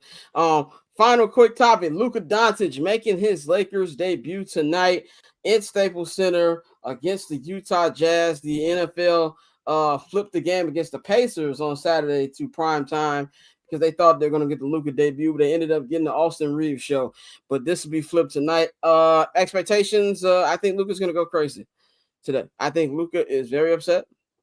I think he hates the Dallas Mavericks. I think he hates them for trading. And I think it's going to be, he said, Dirk will be in the building. Breaking news. This comes from Alex Flores. That's that's interesting right there. Shout out to Dirk. Big shout out to Dirk. But I'm expecting a big game tonight. Utah Jazz are terrible. I think Luka's going to steal the show. I think he's going to put up a 35, 40 piece, and they're going to blow out the Utah Jazz. You're going to get a lot of irrational tweets from Laker fans that we have to deal with. What are your expectations, Bang, as we wrap this up? Hey, man, I said it earlier, a 40-10-10 triple-double. Like, I expect, I hope, forget expect, I hope that Luka, the revenge tour, I hope that it starts tonight. To the point where even though we're at the All-Star break coming up and all of this stuff, and I want Luka to be on the end of the season revenge tour where he's going to show the Dallas Mavericks where they messed up at. You don't give up on a superstar. I don't think it's going to lead to anywhere because the Lakers don't have no front court help. Yeah. But I need a stat that says in Luka's last 10 games, he's averaged 40, 10, and 10. Like, that's what I need. Yeah, I agree with that, man. I'm going to be looking forward to watching that. But that is all we got for y'all today on this edition of I'm Not Gonna Hold You. Big shout out to Cam Smith, Chicago Sports Network, for joining us in the local hour. We will be back in 2 weeks. We're going on a post-NFL NBA All-Star break, and that is because the NFL season's over. There's nothing to talk about on the football front until we get closer to the combine, and the NBA pauses games on Thursday. I don't know about you, but I'm not going to be able to on Monday recapping a probably terrible All-Star game that I'm not even 100% sure that I'm going to watch. So we'll be back in 2 weeks on the 24th as we're going to preview the second half, or I don't even call it the second half, but the stretch run of the NBA season as we get closer and closer to the play-in tournament. And we're going to talk about a little combine, and we're going to start getting to free agency in the NFL, man. Looking forward to summer sessions this week. We got a lot to talk about on the pod. A lot has happened in culture. Obviously, the Kendrick Lamar, performance. You get a flyer made? Yes, I have to. I'm gonna find a way to get that obituary made. I want to annoy Pappy. Also, Gotti passed away. We're gonna talk about Irv. I want to talk about how kind of these tributes have not really been there a little bit. Like, it's an observation I made. I want to talk about the Diddy doc that I watched. It's very crazy. And then Drake is dropping an album, Party Next Door, on Friday, and I'm gonna explain why this could go really great or this could go really bad. So tune in on great Wednesday. I'm saying it could go great. I'm near more towards bad. Yeah, I don't see nothing good coming out of this. This is like what Herm Edwards saying. Don't nothing good happen at 2:00 in the morning. No, nothing happened good when you team up Party Next Door. We stole 37,000 first week last time. We're gonna talk about it on the pods. It'll be me, Mert, Bang, and Pavi. So if you want to hear about that, subscribe to the Patreon, man. As you can see right here, patreon.com/Barbers Chat Network. If you listen to this on the podcast version, the link is in the description box. If you watch this on anything visual, take your phone up to the screen, scan the QR code. It will take you up to the link. We got 4 different tiers. We got the Summer Sessions tier. So if you just want to listen and watch this episode of Summer Sessions, you can subscribe to that. It's $5. If you want to listen to just the stuff, watch just stuff we do here on I'm Not Gonna Hold You, subscribe to the $5 I'm Not Gonna Hold You tier. If you're just a 79th and Hallis fan and you just want to hear the stuff me and my brother talk about with the Bears, there's $5 79th and Hallis tier. But if you want everything we've got on this great network, subscribe to the $10 holla. That is the Barber's Chair All Access tier. If you're a first-time subscriber, you get 25% off your first order at the bcnetshop.com. I know we got a couple orders that have not been sent out yet. I will be sending those out this week. I apologize. I was out of town last week, so look out for that. And we've got a very special shirt for Bears fans coming out in a couple weeks. Look out for that. Banger, y'all doing something to it this week? Yeah, we got to. There's a lot of stuff that went on this weekend. Shouts out to Mike B. A lot of stuff going on there. So we're going to get our mental health checks going on. We're going to give our takes. I'm going to give my true non-Patreon take on the Kendrick Lamar Super Bowl. And then I'm going to give my Patreon subscribe thoughts on it, because it's legit 2 different things. Because I held back on the free on outside the paywall. There's a lot more I want to say. A lot more I want to say to Pavy's face. I don't know if y'all saw my Instagram story last night. That nigga was frazzled. Yes. Shout out to Damian and Thomas for capturing it, man. But we're going to talk about that, man. So y'all enjoy the rest of the week. Y'all enjoy the 2 weeks. We'll be back on the 24th for more for y'all on I'm Not Gonna Hold You. We up out of here, y'all.